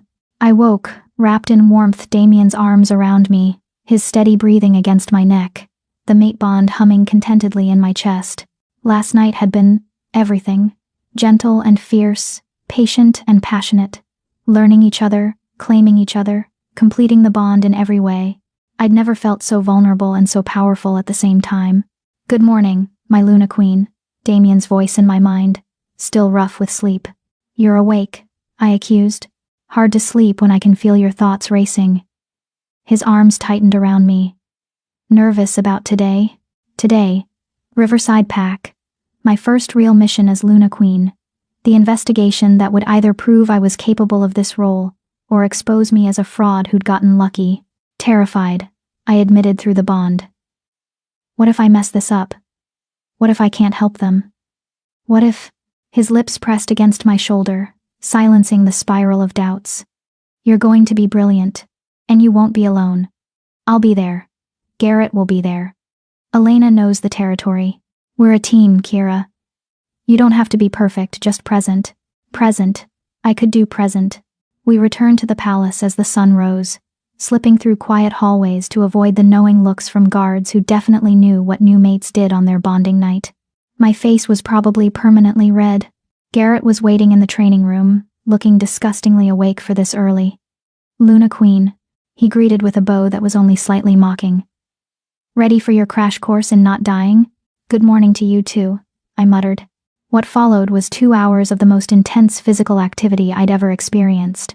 Garrett taught me how to block, dodge, strike, vulnerable points, how to use my smaller size as an advantage, how to shift quickly in an emergency, which I failed at repeatedly. My wolf still too new, too unpredictable. You're thinking too much, Garrett said, after my 5th failed attempt. Your wolf isn't separate from you, she is you. Stop asking permission and just let go. Easy for you to say. You've been shifting for decades. And you've been suppressed for years. Your wolf has trust issues. He softened slightly. She doesn't trust that she won't be caged again. You need to prove to her to yourself that shifting is safe now. That no one's going to take her away again. His words hit deeper than I expected. My wolf did have trust issues. So did I. We're safe now, I thought toward her. No more cages, no more drugs, we can be free. My wolf stirred, uncertain but wanting to believe. Trust me, I thought. Please. She surged forward, and suddenly I was shifting bones, cracking, fur erupting, the world tilting into wolf senses. It hurt, but less than before. Faster than before. I landed on 4 white paws, panting but triumphant. There she is, Garrett's wolf said, having shifted to join me. The Luna Queen in her true form. We practiced shifting for another hour, until I could do it in under 30 seconds. Still not fast enough for combat, but better. By the time we finished, I was exhausted, sweaty, and covered in bruises. You did good, Garrett said, back in human form. Not great, but good. You'll survive if you're smart, and don't do anything stupid. Inspiring words. I'm not here to inspire. I'm here to keep you alive. He tossed me a water bottle. Rest. We leave for Riverside in 2 hours. I showered quickly and changed into practical clothes, jeans, boots, a jacket that could tear away easily for shifting. Dr. Chen appeared with another bottle of supplements. For strength and healing, she explained. Your body is still recovering from years of suppressants. These will help. Will I ever be normal? I asked quietly. Or will I always be playing catch-up? Define normal. She smiled. You're a white wolf, Kira. You were never going to be normal. But yes, within a few months, your body will fully stabilize. The damage from the suppressants will be permanent but manageable. You'll be strong, possibly stronger than wolves who never faced what you did. Adversity builds resilience. I hoped she was right. Damien found me in our rooms. Our rooms now. I was still getting used to that, reviewing the files on Riverside Pack. Alpha, Jonathan Reed, I read aloud. 52 years old, Took over from his father 20 years ago. Small pack, only 40 wolves. Territory borders Silvercrest. And according to Elena's intelligence, he has 3 suppressed pack members, including his own nephew. His nephew, Damien repeated, reading over my shoulder. That's either incredibly cruel or suggests Jonathan doesn't know. Or he knows and can't stop it because Silvercrest has leverage over him. I flipped through more pages. Riverside is the smallest pack, the weakest. Perfect target for Silvercrest's expansion, which makes it the perfect starting point for us. Small enough to investigate thoroughly, but not so insignificant that other packs won't notice what we find. Damien's hand found mine. Are you ready for this? Was I? Ready to walk into a strange pack, accuse them of crimes, potentially expose corruption that could destroy lives? No. Absolutely not. Yes, I said anyway. Let's go save some wolves. The convoy that left the palace was smaller than I expected. Just 2 vehicles. Damien, me, Garrett, and 4 guards in one. Elena and 3 of her former rogues in the other. We're not going in heavy-handed, Damien explained as we drove. This is a Luna Queen's mission, not a military operation. We investigate, gather evidence, offer help. If Jonathan cooperates, this goes smoothly. If he doesn't, his expression hardened. Then we escalate. Riverside territory was beautiful rolling hills covered in forests, with a river running through the center that gave the pack its name. Their pack house was modest compared to the palace, but well maintained. A sign of a pack that took pride in what they had, even if it wasn't much. Alpha Jonathan was waiting outside as we pulled up. He was tall and lean, with gray threading through his brown hair and eyes that looked perpetually worried. He bowed immediately when he saw Damien. Your Majesty, Luna Queen, you honor my pack with your presence. His voice shook slightly. He was nervous. Terrified. Actually, good. That meant he knew why we were here. Alpha, Jonathan, Damien greeted formally. Thank you for receiving us on short notice. May we speak privately? Of course. Please come inside. We were led to his office, a comfortable room, lined with books and pack records. Jonathan's hands shook as he poured tea. I know why you're here, he said before Damien could speak. Elena Frost sent word. She said you were investigating suppressants. He set down the teapot before he could drop it. I want you to know I didn't start this. Silvercrest did. My father did. By the time I became Alpha, it was already happening, and they had leverage. Jonathan, Damien's voice cut through the man's rambling. Slow down. Tell us everything. From the beginning. Jonathan sank into his chair like his strings had been cut. 20 years ago, my father was Alpha. Silvercrest wanted access to our river. It's the cleanest water source in the region. My father refused, so they orchestrated attacks on our borders, made it look like rogue problems, weakened us. Then they offered a solution. Marriage alliance. My sister would mate their beta's son. In exchange, they'd protect us. Let me guess, I said quietly. Your sister didn't want the marriage. She was already in love with someone else. But my father forced it, for the pack. Jonathan's voice was bitter. She mated Silvercrest's wolf and had a son. My nephew, Thomas. Beautiful boy. Smart. Strong. Should have been a powerful alpha someday. His hands clenched. But when Thomas turned 16, my sister tried to leave her mate. Tried to take Thomas and run. Silvercrest couldn't allow that it would weaken their hold on us. So they started dosing Thomas with suppressants. Told my sister if she tried to leave again, they'd kill him. If she told anyone, they'd kill him. So she stayed, and Thomas turned 18 without shifting. 19. 20. Now he's 23, and everyone thinks he's wolfless. The pain in Jonathan's voice was raw, real. This wasn't a willing participant in Silvercrest's schemes. This was a trapped alpha watching his family suffer. Where's your sister now? Damien asked. Dead. Suicide, 2 years ago. Couldn't live with what they'd done to her son anymore. Jonathan's voice broke. And I inherited this mess. Silvercrest told me I could either continue the suppressants, or they'd kill Thomas outright and absorb my entire pack. What was I supposed to do? You were supposed to come to me, Damien said, his voice hard but not unkind. I'm your king. I could have helped. Silvercrest said if I contacted you, Thomas would die before you could investigate. They have wolves in your palace, your majesty. Spies. They'd know immediately if I reached out. Jonathan looked at me with desperate hope. But then the white wolf exposed Ashwood. Proved suppressants could be stopped. Proved the king would protect suppressed wolves. So when Elena sent word you were coming, I didn't try to hide, because maybe finally someone powerful enough can help. I felt the weight of his hope like a physical thing. Where is Thomas now? I asked gently. Working in the pack house kitchen. He's relegated to Omega work. No one wants a wolfless wolf doing anything important. Jonathan's jaw tightened. He's brilliant and kind, and should be training to be Beta someday. Instead, he peels potatoes and is mocked by wolves half his worth. Take me to him, I said. Jonathan led us through the pack house to the kitchen. It was busy wolves preparing lunch, the scent of cooking food heavy in the air. And there, in the corner, was a young man who looked so much like Jonathan, it was unmistakable. Thomas Reed was thin, too thin, with dark circles under his eyes and hands that moved with practiced efficiency as he chopped vegetables. His shoulders were hunched, his head down, the body language of someone trying to be invisible. I knew that posture. I'd perfected it myself.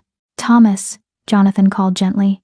The young man looked up, and I saw his eyes, beautiful green eyes filled with resignation and buried pain. He saw his alpha, then saw Damien and me, and immediately moved to bow. Your Majesty, Luna Queen.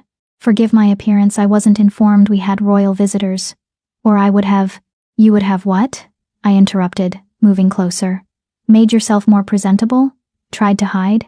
His eyes widened with confusion and fear. Thomas, I'm Kira. 3 weeks ago, I was just like you. Convinced I was wolfless. Relegated to nothing. Treated like an embarrassment by my pack. I stopped directly in front of him. Except I wasn't wolfless. I was suppressed, deliberately poisoned for years to keep me from shifting. Understanding dawned in his eyes. Then denial. No. I'm really wolfless. The doctors said. The doctors were told what to say, Jonathan said, his voice heavy with regret. Thomas, I'm so sorry. I should have told you years ago, should have found a way to fight them, but I was weak and scared and— You're suppressed, I said firmly. Not broken. Not defective. Suppressed. And we're here to fix it. Thomas's legs gave out. He caught himself on the counter, staring at me with an expression that cycled through hope, disbelief, rage, and back to hope. I have a wolf? His voice cracked. All this time, I have a wolf? You have a wolf, I confirmed. And we're going to set her free. Him, Thomas whispered. Set him free. I've always imagined my wolf is male, strong and protective and everything I couldn't be. Then him, I agreed. We'll set him free, Thomas, I promise. Dr. Chen stepped forward with her medical bag. I need to run tests, confirm the suppressants, start treatment. Thomas, is there somewhere private we can work? Jonathan immediately offered a room, and we moved as a group. Thomas, Dr. Chen, Jonathan, Elena, and me. Damien and Garrett stayed behind to question other pack members, gathering evidence about Silvercrest's operation. Dr. Chen drew blood, while Thomas sat rigid with tension. The tests will take an hour to process, but based on symptoms, delayed shift, chronic fatigue, omega level strength, despite alpha bloodline, I'm confident we'll find high suppressant levels. How long until I can shift? Thomas asked, his voice desperate. Days? Weeks?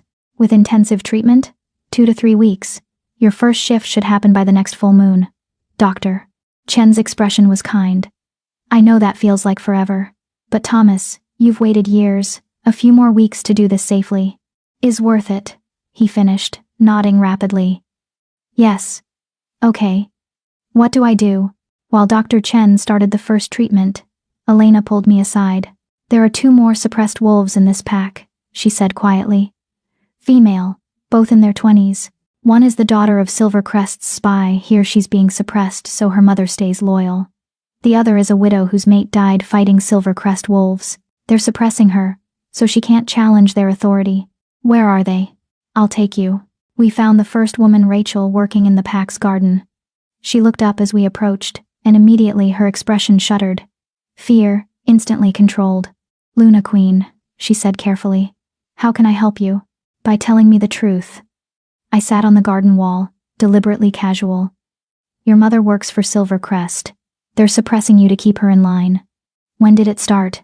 Rachel's carefully blank expression cracked. How did you? I know because I lived it. Different details, same crime. I met her eyes. We're here to help, Rachel. To stop the suppressants. To free your wolf. But I need you to trust me. She stared at me for a long moment. Then her shoulders sagged. I'm 26. I should have shifted 8 years ago. But Silvercrest told my mother told her if she didn't spy for them, they'd kill me. So she spies, and they dose my food. And I pretend I don't know what's happening because, if I cause problems, they'll kill us both. Not anymore, I said firmly. As of right now, you're under Luna Queen protection. Anyone who touches you answers to me, my mother, will also be protected. Silvercrest's reign of terror ends here, Rachel. Today. We found the second woman, Margaret, in the Packhouse library. She was older, maybe 30, with the quiet strength of someone who'd survived tremendous loss. She knew why we were there before we spoke. Thomas already told me, she said quietly. Mind-linked while you were examining him, the wolfless boy who finally learned he's not broken. Her smile was sad. I'm suppressed too. Have been for 3 years, since my mate died fighting Silvercrest's wolves. They claimed it was an accident during training, but he was investigating their activities, getting too close to the truth, so they killed him and started dosing me so I couldn't challenge their version of events. Why didn't you leave? Elena asked gently. And go where? I'm a widowed, wolfless Omega. No pack would take me. At least here, I have shelter and work. Margaret's voice was matter of fact, without self-pity. It's not much of a life, but it's survival. You deserve more than survival. I said. You deserve justice, freedom, the chance to meet your wolf. I stopped believing in deserving things years ago. But her eyes shone with desperate hope. Is it really possible? Can you actually fix this? Yes, I said. I'm living proof. And you will be too. By sunset, we had all 3 suppressed wolves under Dr. Chen's care. Blood tests confirmed high levels of suppressants in all cases. Treatment protocols were established. Silvercrest's spy Rachel's mother was questioned by Garrett, and faced with the evidence and promise of protection, confessed everything. Names, dates, financial transactions, supply chains for the suppressants, communication methods with Silvercrest, everything we needed to build an ironclad case. This is bigger than we thought, Damien said as we reviewed the evidence that evening. Silvercrest isn't just suppressing rivals and packs they control. They're creating a network. Spies, suppressants, leverage. They're building an empire through systematic abuse. How many packs? I asked, based on Rachel's mother's testimony. At least 12. Probably more. His expression was grim. This isn't just about 17 suppressed wolves, Kira. This could be dozens. Maybe more. The weight of it settled over me. Dozens of wolves like me, like Thomas, like Rachel and Margaret, living half-lives, convinced they were broken, while someone systematically stole their wolves from them. Then we keep going, I said. One pack at a time, one wolf at a time, until we find them all. This is going to make Silvercrest desperate, Elena warned. They'll fight back, hard. Let them, I said, and felt my white wolf stir in agreement. I'm done being scared of powerful people who hurt the weak. Time they learned what happens when the weak become strong. Damien's hand found mine, the bond pulsing with pride and love and fierce protectiveness. That's my Luna Queen. Our Luna Queen. I corrected through the bond. This isn't just me. It's all of us. We stayed in Riverside for 3 days, long enough to establish security, ensure the suppressed wolves were protected, and set up communication channels so Jonathan could report any Silvercrest retaliation. Thomas's first treatment made him violently ill, just like mine had. I sat with him through the worst of it, holding his hand while he vomited and shook. Does it get easier? He gasped between bouts. No, I said honestly, but it gets worth it. When you shift for the first time, when you meet your wolf, when you feel that freedom, all of this becomes worth it. Tell me about it, he begged. Your first shift. What was it like? So I did. I told him about the pain and the power, about running under the full moon with Damien's wolf beside me, about the joy of finally being whole. That's going to be me, he said, his voice full of wonder despite his pain. In 3 weeks, that's going to be me. Yes, I promised. That's going to be you. On our last morning in Riverside, Jonathan gathered his pack to make an announcement. Silvercrest's control over us ends today, he declared, his voice stronger than I'd heard it. We've been living in fear for 20 years, letting them dictate our choices, hurt our packmates, steal our wolves, no more. As of this moment, Riverside Pack stands with the Alpha King and Luna Queen. We stand against suppressants.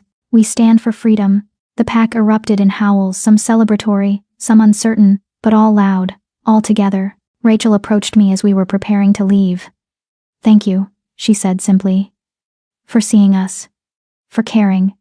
For fighting. Thank you for trusting me," I replied. "For being brave enough to tell the truth. You made it safe to tell the truth. That's the gift." She hesitated, then added, "They're going to come for you, you know, Silvercrest. They can't let you continue exposing their operation. You're too dangerous to them. I know. And you're going anyway. Every single day until this is over." Her smile was fierce and approving. "Then I'm glad you're our Luna Queen. The kingdom needs someone too stubborn to quit." As we drove away from Riverside territory, I watched through the rear window until the pack house disappeared from view.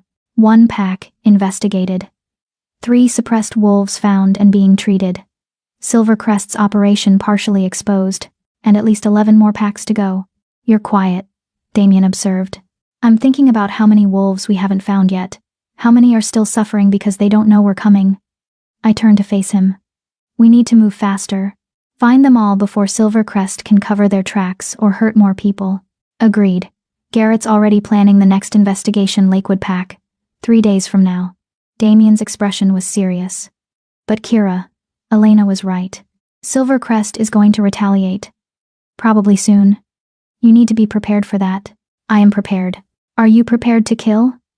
His question was blunt. "Because that's where this is heading. When Silvercrest comes for you, and they will, it won't be polite political maneuvering. It'll be assassination attempts, ambushes, violence. You need to be ready to defend yourself with lethal force." I thought about Vanessa and Serena. About how I'd chosen exile over death for them. About mercy and justice, and the difference between the two.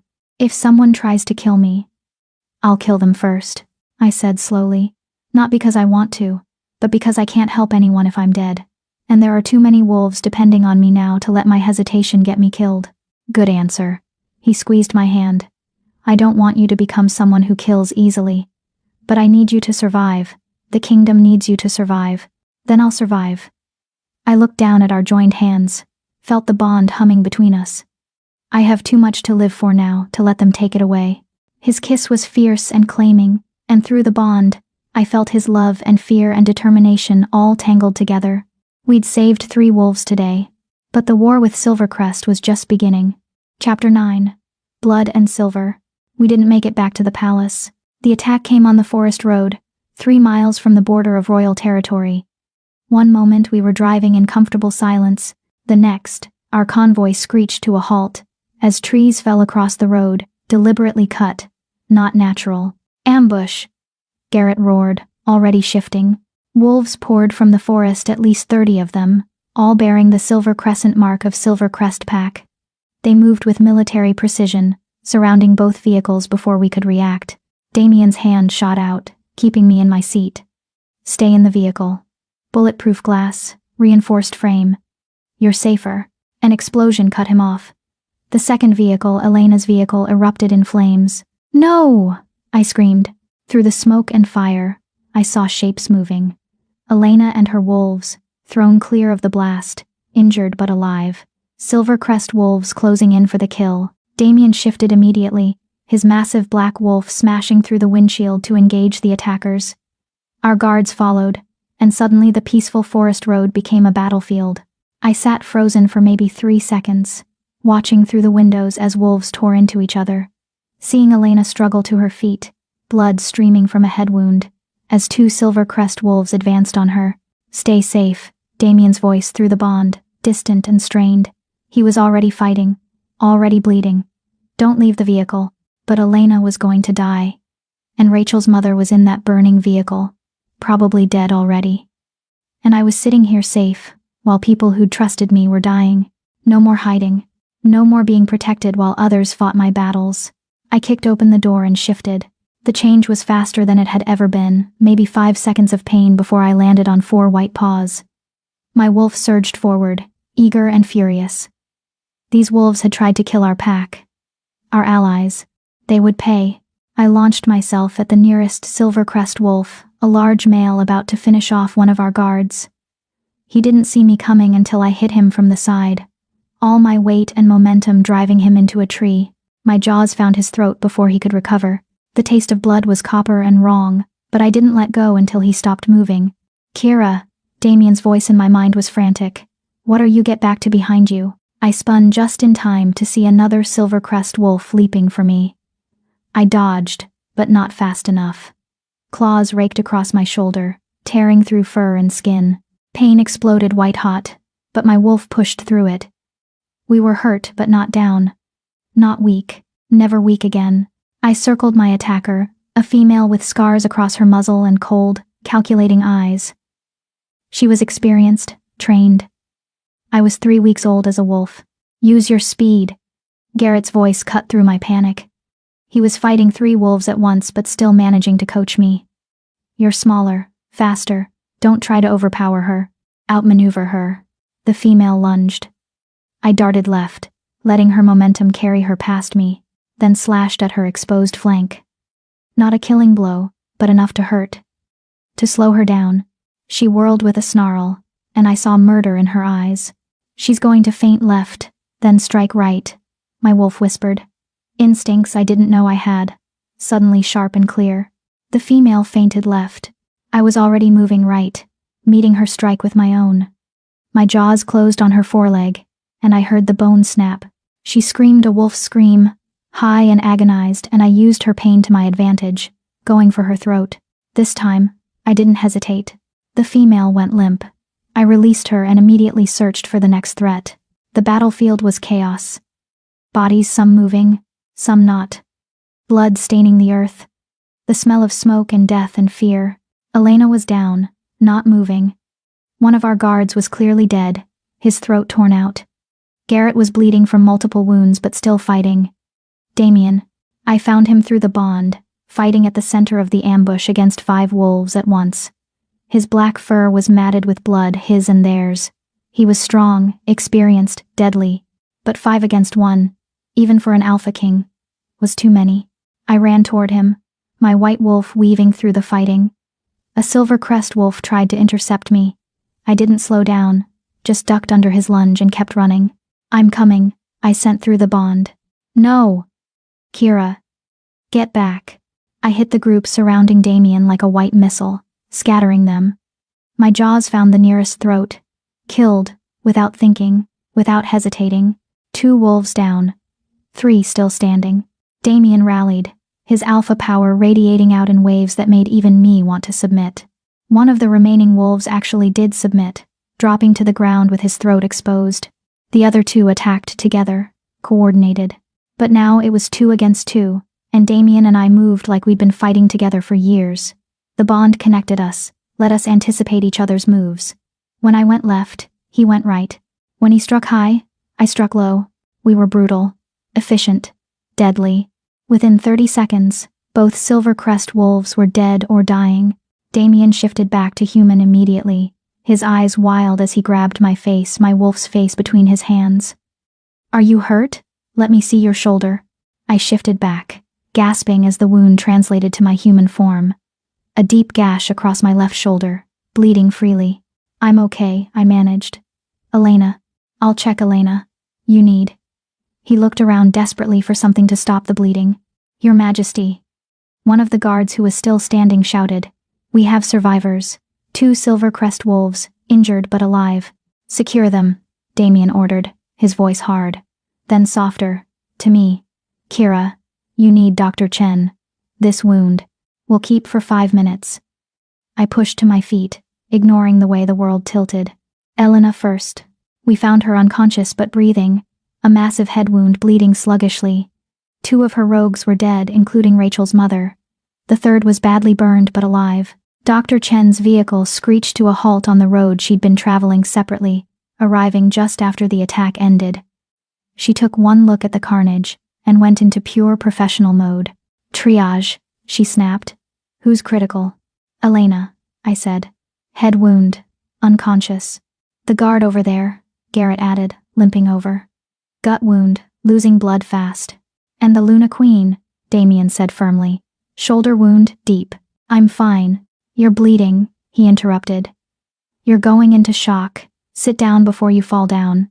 Dr. Chen worked with ruthless efficiency, stabilizing the critical cases first. I watched her save Elena's life with quick, precise medical interventions. Watched her try to save the guard with the gut wound. Watched him die anyway despite her best efforts. 3 of ours dead. 7 wounded. Against 30 Silvercrest wolves, and we'd killed or wounded at least 20 of them. We'd won. It didn't feel like winning. Dr. Chen finally got to me, cleaning and stitching the shoulder wound with steady hands. You're lucky, she said.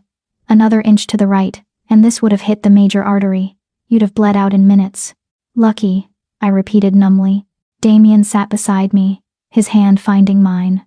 Through the bond, I felt his terror, the fear he'd felt when he saw me shift and enter the battle. The pride when I'd fought well, the rage at Silvercrest for daring to target us. You disobeyed me, he said quietly. Yes. You left the vehicle when I told you to stay safe. Yes. You could have died. So could Elena. So could you. I met his eyes. I'm not going to hide while people die for me, Damien. I can't. My wolf won't let me. I won't let me. His jaw clenched, working through emotions I could feel through the bond. Anger, fear, pride, frustration, love. You saved my life, he said finally. Those 5 wolves, I could have taken them, but I would have been badly hurt. You turned the tide. His hand squeezed mine. But Kira, seeing you in combat, seeing you bleed, I've never been so terrified in my life. Welcome to how I felt watching you fight 5 against 1. His laugh was strained. Point taken. We're both going to drive each other insane with worry, aren't we? Probably. He pulled me against his chest, careful of my injured shoulder, and I felt him shaking. I can't lose you. The bond, if something happened to you. Nothing happened. I'm here. We're both here. I pulled back to look at him. But Damien, this is who I am now. I'm not going to stay safe in the palace while you fight my battles. If you can't accept that, I can accept it, he interrupted. I don't like it. It terrifies me, but I can accept it. His forehead pressed against mine. Just promise me you'll be careful, that you'll train harder with Garrett, that you won't take stupid risks. I promise to be as careful as the situation allows. That's the best I can offer. I'll take it. Garrett approached, covered in blood and looking grim. The 2 survivors are secured. Both are low-level soldiers, probably don't know much, but one of them is talking. His expression was dark. Your Majesty, Luna Queen, you need to hear this. We followed him to where 2 Silvercrest wolves sat bound and bleeding. One was unconscious. The other was a young male, maybe 25, with terror in his eyes. Tell them what you told me, Garrett ordered. The young wolf swallowed hard. The Alpha Marcus of Silvercrest, he ordered this personally. Said the white wolf was too dangerous to let live. That she'd exposed Ashwood, was investigating Riverside, would eventually take down the whole operation. He looked at me with something like awe and fear. He put a bounty on you. $500,000 to whoever brings him your head. The words landed like stones in water, sending ripples through my mind. $500,000. For my death. How many wolves are hunting me? I asked, my voice steady despite the ice in my veins. Don't know exact numbers. But Alpha Marcus sent the word out to every pack under Silvercrest's influence. At least 12 packs. Hundreds of wolves. The young male's voice shook. You humiliated them, Luna Queen. Proved their suppressants could be exposed. They need you dead before you unravel everything they've built. Then they're going to be disappointed, I said coldly. Because I'm not dying. I'm just getting started. There's more, the wolf continued. The suppressant operation, it's not just about power, it's about territory. Silvercrest has been systematically weakening rival packs, then absorbing them when they're vulnerable. They've grown from 50 wolves 20 years ago to over 300 now. They're building an empire. And they need the suppressed wolves to stay suppressed, or their victims might fight back. 300 wolves. A private army, essentially. All loyal to an alpha who saw suppressants as a tool for expansion. We're going to need reinforcements, Garrett said quietly. If Silvercrest decides to attack in force, they won't, Elena said. We all turned. She was conscious, sitting up despite Dr. Chen's protests, one hand pressed to the bandage on her head. They won't attack in force, she repeated, her voice weak but certain. Because that would be open war. The council would have to intervene. Other packs would choose sides. Alpha Marcus is cruel and ambitious, but he's not stupid. He'll keep using assassins, bounties, accidents, plausible deniability. The kind of attacks the council can't definitively blame on Silvercrest. So, we're going to be looking over our shoulders constantly, I said. Until we take down their operation completely. Yes. Elena's eyes met mine. I'm sorry, Kira. I pulled you into this war when you've barely learned to be a wolf. But nothing, I interrupted. You didn't pull me into anything. I chose this. I choose this. Every single day until it's done. I turned to Damien. We continue the investigation. We find every suppressed wolf. We build our case against Silvercrest until it's so airtight that even the council has to act. And if they send assassins, I look down at my blood-stained hands. We kill them and keep moving. That's going to take weeks, Damien said. Maybe months. Can you live like that? Constantly in danger? I thought about Thomas, waiting in Riverside for his first shift. About Rachel and Margaret, just beginning treatment. About the dozens of other suppressed wolves we hadn't found yet. About the girl I'd been 3 weeks ago, believing she was worthless. I can live like that, I said, because the alternative is leaving those wolves trapped. And I won't do it. I can't. Damien studied me for a long moment, then nodded. Then we continue. But with increased security, more guards, better intelligence, we don't give Silvercrest another clean shot. Agreed. We spent the next hour cleaning up the battlefield, securing the bodies, tending the wounded. By the time we finally reached the palace, it was well past midnight. I was exhausted, in pain, and covered in blood, some mine, some not. News of the attack had already spread. The palace was on high alert. Guards doubled at every entrance. Council members were demanding emergency meetings. Other alphas were reaching out, some offering support, others questioning whether the investigation was worth the cost. I barely made it to our rooms before collapsing. Damien caught me, lifting me into his arms and carrying me to the bathroom. He ran a bath while I sat on the edge of the tub, too tired to even be self-conscious about my nakedness. He cleaned the blood from my skin with gentle hands, careful of my stitched shoulder. His touch was reverent, almost worshipful. I thought I'd lost you, he said quietly. When I saw you fighting that scarred female. When her claws caught your shoulder. For a moment, the bond went quiet, and I thought. His voice broke. I'm okay. I touched his face, drawing his eyes to mine. We're okay. We won, Damien. We survived, this time. But there will be more attacks. More battles.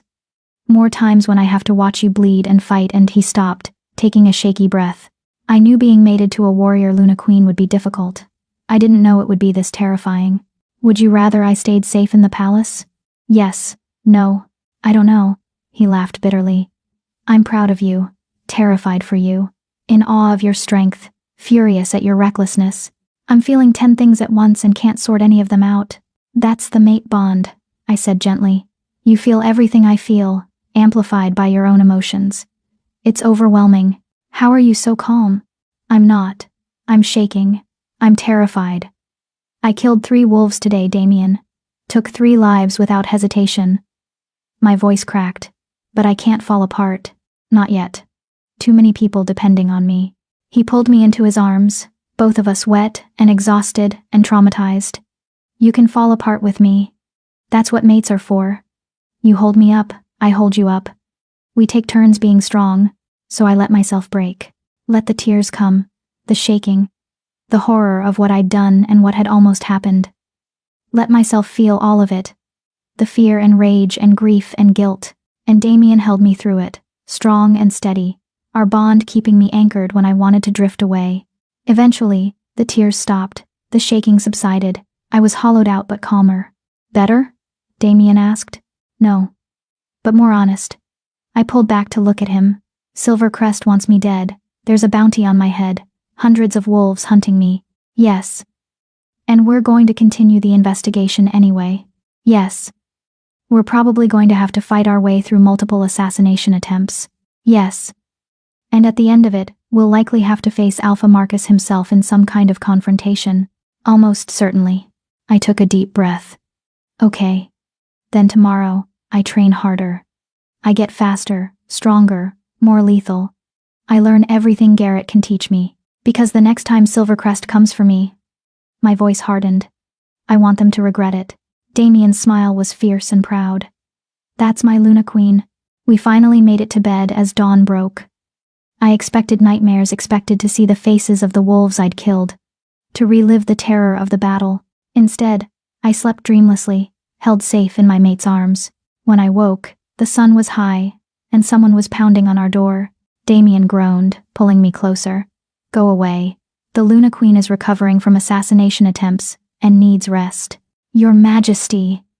Garrett's voice, urgent. We have a situation. One of the suppressed wolves from Riverside just arrived at the palace.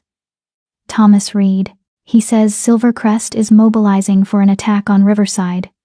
They're planning to kill Jonathan and absorb the pack before we can stop them. I was out of bed and moving before Garrett finished speaking, ignoring my body's protests and the pull of stitches in my shoulder. How long do we have? Damien called, already pulling on clothes. Thomas says the attack is planned for tonight. We have maybe 12 hours. 12 hours. To prepare a defense. To get back to Riverside.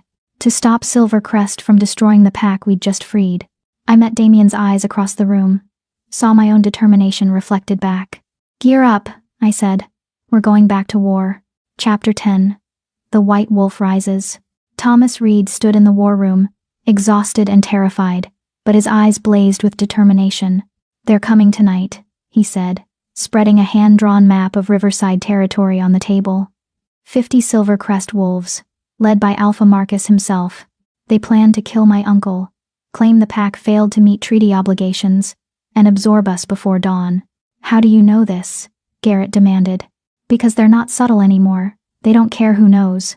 Thomas's voice shook with rage. After you left, Silvercrest sent an emissary. Told my uncle he had 24 hours to either execute the 3 traitors, me, Rachel and Margaret, or face pack dissolution. When Uncle Jonathan refused, they declared him in breach of treaty. That's not legal, Damien said flatly. The council has to approve pack dissolutions. They're counting on it being over before the council can convene. Quick strike, overwhelming force, done deal by morning. Thomas looked at me. They're also offering an additional bounty, $1 million to whoever brings them the White Wolf's head during the battle. $1 million. They really wanted me dead. How did you get here? I asked. Ran. Shifted for the first time 3 hours ago. The room went silent. You shifted? Dr. Chen breathed. But the treatments you should need at least 2 more weeks. I got angry, Thomas said simply. Heard them threatening my uncle, threatening my pack, and my wolf just came, broke through whatever was left of the suppressants. He was furious and powerful and ready to fight. His smile was fierce. So I ran here. 20 miles in wolf form. My first run. And I've never felt so alive. What's your wolf? Garrett asked, professional interest cutting through the urgency. Brown, with black markings. Large, bigger than I expected. Strong. Thomas's expression turned grim. But I'm one newly shifted wolf. Riverside has 40 pack members, maybe 20 who can fight. Against 50 trained Silvercrest warriors? We'll be slaughtered. Not if we get there first, Damien said. He turned to Garrett. How many warriors can we mobilize? And he checked the time. 10 hours. Fully combat ready? 30? Maybe 35. The rest are recovering from yesterday's ambush or on other assignments. Garrett studied the map. That gives us roughly 65 fighters total against their 50. Better odds, but not overwhelming. We have something they don't, I said quietly. Everyone looked at me. We have rage. Righteous. Justified rage. Silvercrest's wolves are following orders, fighting for money or fear. Our wolves? We're fighting for pack. For family, for wolves who've been suppressed and abused. That's stronger than any bounty. The Luna Queen makes a good point, Elena said. She'd insisted on attending despite Dr. Chen's objections, her head still bandaged. I know Silvercrest's tactics. They rely on shock and overwhelming force. If we can hold them off long enough, make the fight costly enough, they'll retreat. Alpha Marcus won't risk losing too many wolves for one small pack. Then we make it costly, Damien said. His voice carried alpha command, and every wolf in the room straightened. We defend Riverside, we protect Jonathan's pack, and we send Silvercrest a message. The suppression stops now. The next hours were a blur of preparation. Garrett drilled us on defensive tactics. Riverside's territory had natural choke points, narrow passages between hills where large groups would have to bottleneck. We'd use those to our advantage. Dr. Chen provided combat medical kits and emergency supplies. Try not to get yourselves killed, she said dryly. I'm running low on stitching thread. I trained with Garrett for 2 solid hours, practicing quick shifts until I could do it in under 10 seconds. Practiced killing strikes, defensive maneuvers, how to fight multiple opponents. You're good, Garrett admitted grudgingly. Raw, but good. Your instincts are sharp. Trust them tonight. Damien and I stole 20 minutes alone in our rooms before departure. No words, just holding each other, feeling the bond pulse between us, memorizing the feel of being safe. If something happens, I started. Nothing will happen, he interrupted firmly. But if it does, Kira. He pulled back to look at me. If something happens to either of us tonight, the bond will break the survivor. That's what mate bonds do. So we both survive. That's not negotiable. Deal. We arrived at Riverside as the sun began setting. Jonathan had his pack fortified wolves at every entrance. The vulnerable members secured in the pack house's reinforced basement. Thomas reunited with his uncle in a fierce embrace. You shifted, Jonathan said, wonder and pride clear in his voice. Your mother would be so proud. I shifted to protect my pack, Thomas replied. Now let's make sure we still have a pack to protect. We positioned our forces carefully. Damien and his elite guards at the main entrance, the most likely point of attack. Garrett and half the warriors at the western choke point. Jonathan and his strongest fighters at the eastern approach. And me? I was the wild card. White wolves are legend for a reason. Elena had explained while we planned. They're meant to be seen. To inspire. To turn the tide of battles. She'd met my eyes seriously. You're not just a fighter tonight, Kira. You're a symbol. The suppressed wolf who rose up. Silvercrest fears you, because you represent everything they're trying to destroy. Use that. So I positioned myself centrally, where I could reinforce any position that faltered, where every wolf, ours and theirs, would see me. The white wolf who refused to die. We didn't have to wait long. Silvercrest attacked at full dark, and they came hard. 50 wolves, just as Thomas predicted, led by a massive gray wolf that could only be Alpha Marcus. They hit the main entrance, first standard alpha tactics. Go for the strongest point. Damien met them with savage fury, his black wolf tearing through their front lines. Our guards fought with precision, working as a unit. But Silvercrest had numbers and training, and the desperation of wolves fighting for their empire. The battle was brutal from the start. I watched from my position, every instinct screaming to join Damien. But Elena was right, I was more valuable as a mobile force. As a symbol, 10 Silvercrest wolves broke through the main line, heading for the pack house. For the vulnerable wolves inside, I intercepted them. My white wolf crashed into their formation, scattering them. They recognized me immediately, saw the white fur, and knew exactly who I was. The bounty, one of them howled. Kill the white wolf. They came at me as a coordinated unit. 10 against 1. Bad odds. I'd faced worse. The first wolf lunged. I dodged, my jaws finding his throat. Dead before he hit the ground. 9. 2 attacked together from different angles. I went low, rolling under one, using his momentum against him to slam him into his companion. While they were tangled, I struck fast, precise, lethal. 7. The remaining wolves hesitated, reassessing. I was supposed to be newly shifted, inexperienced. I'd just killed 3 of them in under 30 seconds. Come on, my wolf growled. Who's next? They charged together, all 7 at once. This time, I wasn't alone. Thomas's brown wolf hit them from the side, his first real combat. He was clumsy but powerful, his rage at what Silvercrest had done to him, lending him strength. Together, we tore through them. By the time the dust settled, all 10 were down. Thomas and I stood among the bodies, both bleeding but alive. "Thank you," he sent through pack bonds. "Thank you," I sent back. "First battle? And hopefully last. I hate fighting." "Same. But we're good at it." Terrifying thought. At the main entrance, Damien was being pressed hard. Silvercrest had committed 30 wolves to that front, overwhelming force meant to break through quickly. They hadn't counted on the Alpha King being basically unstoppable. Damien fought like a demon, his alpha power radiating in waves that made even trained warriors hesitate. Garrett and his unit reinforced from the flank, catching Silvercrest in a pincer. The battle turned into a meat grinder. Then I saw him, the massive gray wolf leading the charge. Alpha Marcus. He was huge, nearly as large as Damien, and moved with the confidence of a wolf who'd never lost a fight. His eyes locked on Damien, and I felt his intention through my own wolf's instincts. He wanted to kill the Alpha King. Decapitate our leadership and scatter our forces. "Behind you," I sent to Damien through the bond. He spun just in time to meet Marcus's charge. The two alphas collided with a sound like thunder, all teeth and claws and raw power. They were evenly matched. Damien was younger, faster, but Marcus was experienced. Ruthless. Willing to fight dirty. I ran toward them, but 10 more Silvercrest wolves blocked my path. Not attacking, just blocking, keeping me from interfering. "The white wolf is ours," their leader snarled, shifting to human. $1 million, boys. Let's collect. 10 against 1. Again. "I'm getting really tired of these odds," my wolf muttered. Then, Elena's voice cut through the chaos. She's not alone. Elena and her surviving rogues hit the blocking force from behind. Suddenly, it was 10 against 6, much better odds. I didn't wait. I shifted to human, needing speed more than strength. "Damien needs help," I shouted to Garrett. He nodded, breaking off from his fight to rally 3 guards. Together, they charged toward where Damien and Marcus were locked in savage combat.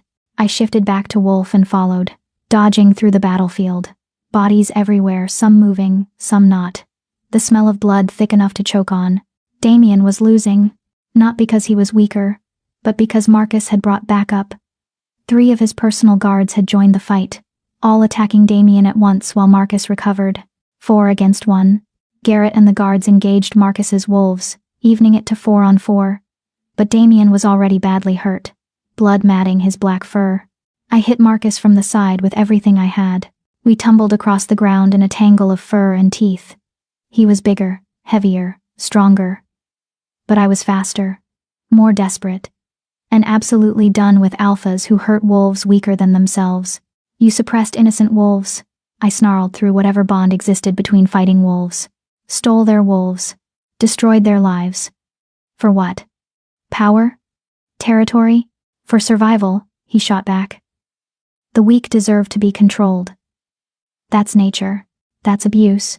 We clashed again, and this time I felt my wolf surge with power I didn't know I had. White light exploded around me, not the golden light of a mate bond, but silver, pure, cold, absolute, the blessing of the moon goddess. Every wolf on the battlefield felt it, felt the presence of something ancient and powerful declaring its favor. Marcus froze. Actually froze, his eyes wide with shock, and for the first time fear. "A blessed white wolf," he breathed. "The prophecy." I didn't let him finish. My jaws closed on his throat, and I felt his life pulse beneath my teeth. One bite would end it. Would kill an alpha and potentially start a war between packs. "Do it," my wolf urged. "He's evil. He hurts the weak. End him." I wanted to. Moon goddess. I wanted to. But I thought about mercy. About choosing to be better than my enemies. About the difference between justice and vengeance. I released his throat but kept him pinned. "Yield," I growled. "Call off your wolves and yield, or I end you right here." Marcus stared up at me, his eyes full of hate and fear and grudging respect. "You won't kill me," he said. "You're too soft, too merciful. Try me." Silver light pulsed again, and I felt power flowing through me. Power I didn't understand but could access. The power of a blessed white wolf. Marcus felt it too. Felt how close to death he actually was.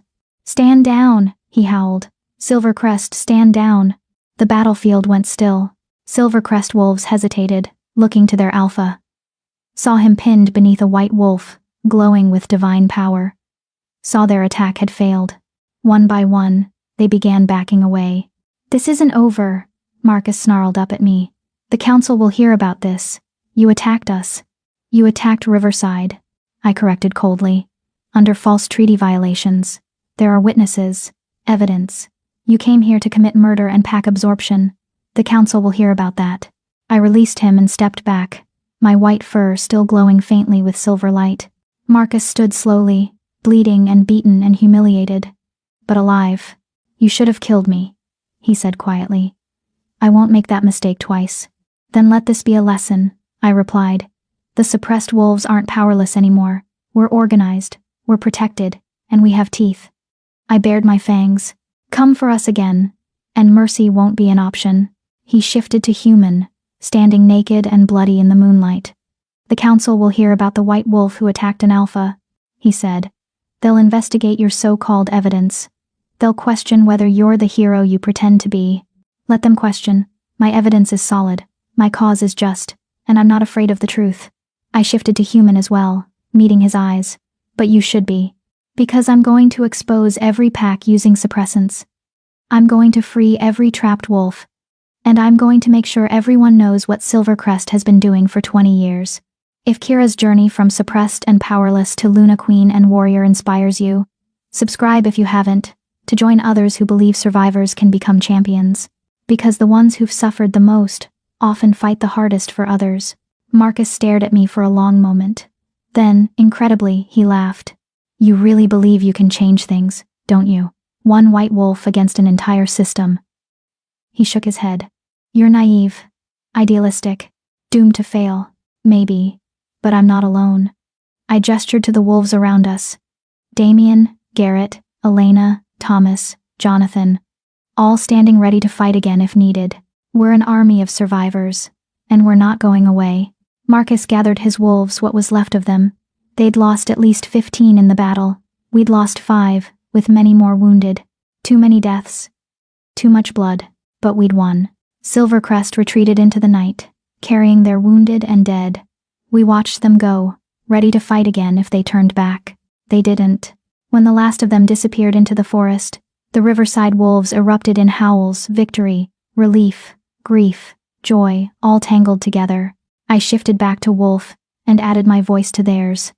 The white wolf's howl, clear and strong, declaring to the night and the moon goddess that we had survived, that we were strong, that the suppressed would be silent no more. The aftermath was brutal.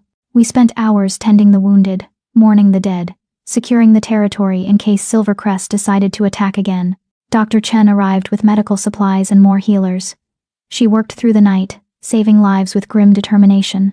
Thomas found me as dawn broke, sitting alone and staring at my blood-stained hands. "You saved us," he said quietly. "I killed for you," I replied. "That's not the same thing." "Maybe not. But I'm alive to start my real life because you were willing to fight." He sat beside me. "I shift now. In 3 weeks, Rachel and Margaret will too. Because you exposed the suppressants. Because you gave us hope. Because you were brave enough to stand up to the most powerful pack in the region and say, no more." It doesn't feel brave. It feels like survival. Sometimes they're the same thing. He bumped my shoulder gently. "Thank you, Luna Queen, for everything." After he left, Damien found me. He was covered in bandages, limping slightly, but alive, whole. He sat beside me without speaking, and we watched the sunrise together. "I almost lost you tonight," I said finally. "Same. I'm starting to understand why you hate watching me fight. Welcome to the club. It's terrible here." His hand found mine. "But Kira, what you did tonight, that silver light, that power." "I don't know what it was," I interrupted. "It just came. When I was fighting Marcus, I felt something awaken, something old and powerful, the blessing of a white wolf," Elena said, approaching quietly. "I've only read about it in old texts. When a white wolf fights for justice, for the protection of the weak, the moon goddess sometimes grants them additional power, a visible manifestation of her favor. So I'm what? Divinely blessed now?" "You always were," Damien said softly. "The moon goddess chose you, Kira. Chose you to survive the suppressants. Chose you to be my mate. Chose you to lead this fight." Tonight, she just made it visible. I didn't know what to say to that. We stayed in Riverside for 3 more days, helping them rebuild and fortify. The council sent investigators and were shocked to find not just evidence of Silvercrest's treaty violation, but testimony from dozens of witnesses about the suppressant operation. The case against Silvercrest was building. On the 3rd day, we received word from the palace. 6 more suppressed wolves had come forward from 3 different packs, emboldened by news of the battle. They wanted help. Wanted freedom. The word is spreading, Damien said, reading the reports. Wolves across the kingdom are hearing about the white wolf who fought for the suppressed. They're coming forward, asking for help. Then we help them, I said simply. All of them, however many there are. Over the next month, we investigated 8 more packs, found 23 more suppressed wolves, built an evidence file against Silvercrest so detailed, so damning, that even their political allies couldn't ignore it. Alpha Marcus was summoned before the council. The hearing happened on a cold morning in the council chambers. Every alpha in the region attended, along with representatives from dozens of packs. I testified.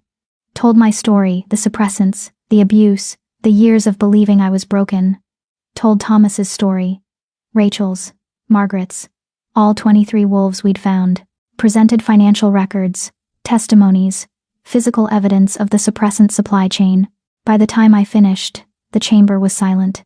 The evidence is overwhelming, Elder Thomas declared. Alpha Marcus, you stand accused of systematic use of illegal suppressants, conspiracy to commit pack absorption through fraud, and attempted murder of the Luna Queen. How do you plead? Marcus stood tall, defiant. The weak have always been controlled by the strong. That's nature, that's survival. I make no apology for ensuring my pack's prosperity. You destroyed innocent lives, I said, standing to face him. You stole wolves from children. You built your empire on the suffering of those who couldn't fight back. That's not strength, Alpha Marcus. That's cowardice. His eyes flashed with rage. You self-righteous. Enough. Damien's voice cut through the chamber like a blade. The Alpha King has heard sufficient evidence. Alpha Marcus, you are hereby stripped of your rank and territory. Silvercrest Pack will be dissolved and absorbed into neighboring packs under council supervision. You and your inner circle are exiled, effective immediately. You can't, the council must vote. The council voted while you were testifying, Elder Thomas said. Unanimous decision. Your crimes are too severe to ignore. He looked at Marcus with something like pity. You built an empire on suffering, Alpha. Now you'll learn what it's like to have nothing. Marcus was dragged from the chamber, screaming threats and curses. His wolves, the ones complicit in his crimes, were exiled with him. The innocent members of Silvercrest Pack were offered placement in other packs, or the chance to form a new pack, under different leadership. It was over. The suppressant operation was dismantled. The wolves we'd found were in treatment. Justice, messy and imperfect, had been served. I thought I'd feel triumphant. Instead, I just felt tired. 2 weeks later, the council passed the Suppressant Prevention Act. Mandatory testing, harsh penalties for use, protection for suppressed wolves who came forward. The law was nicknamed the White Wolf Law.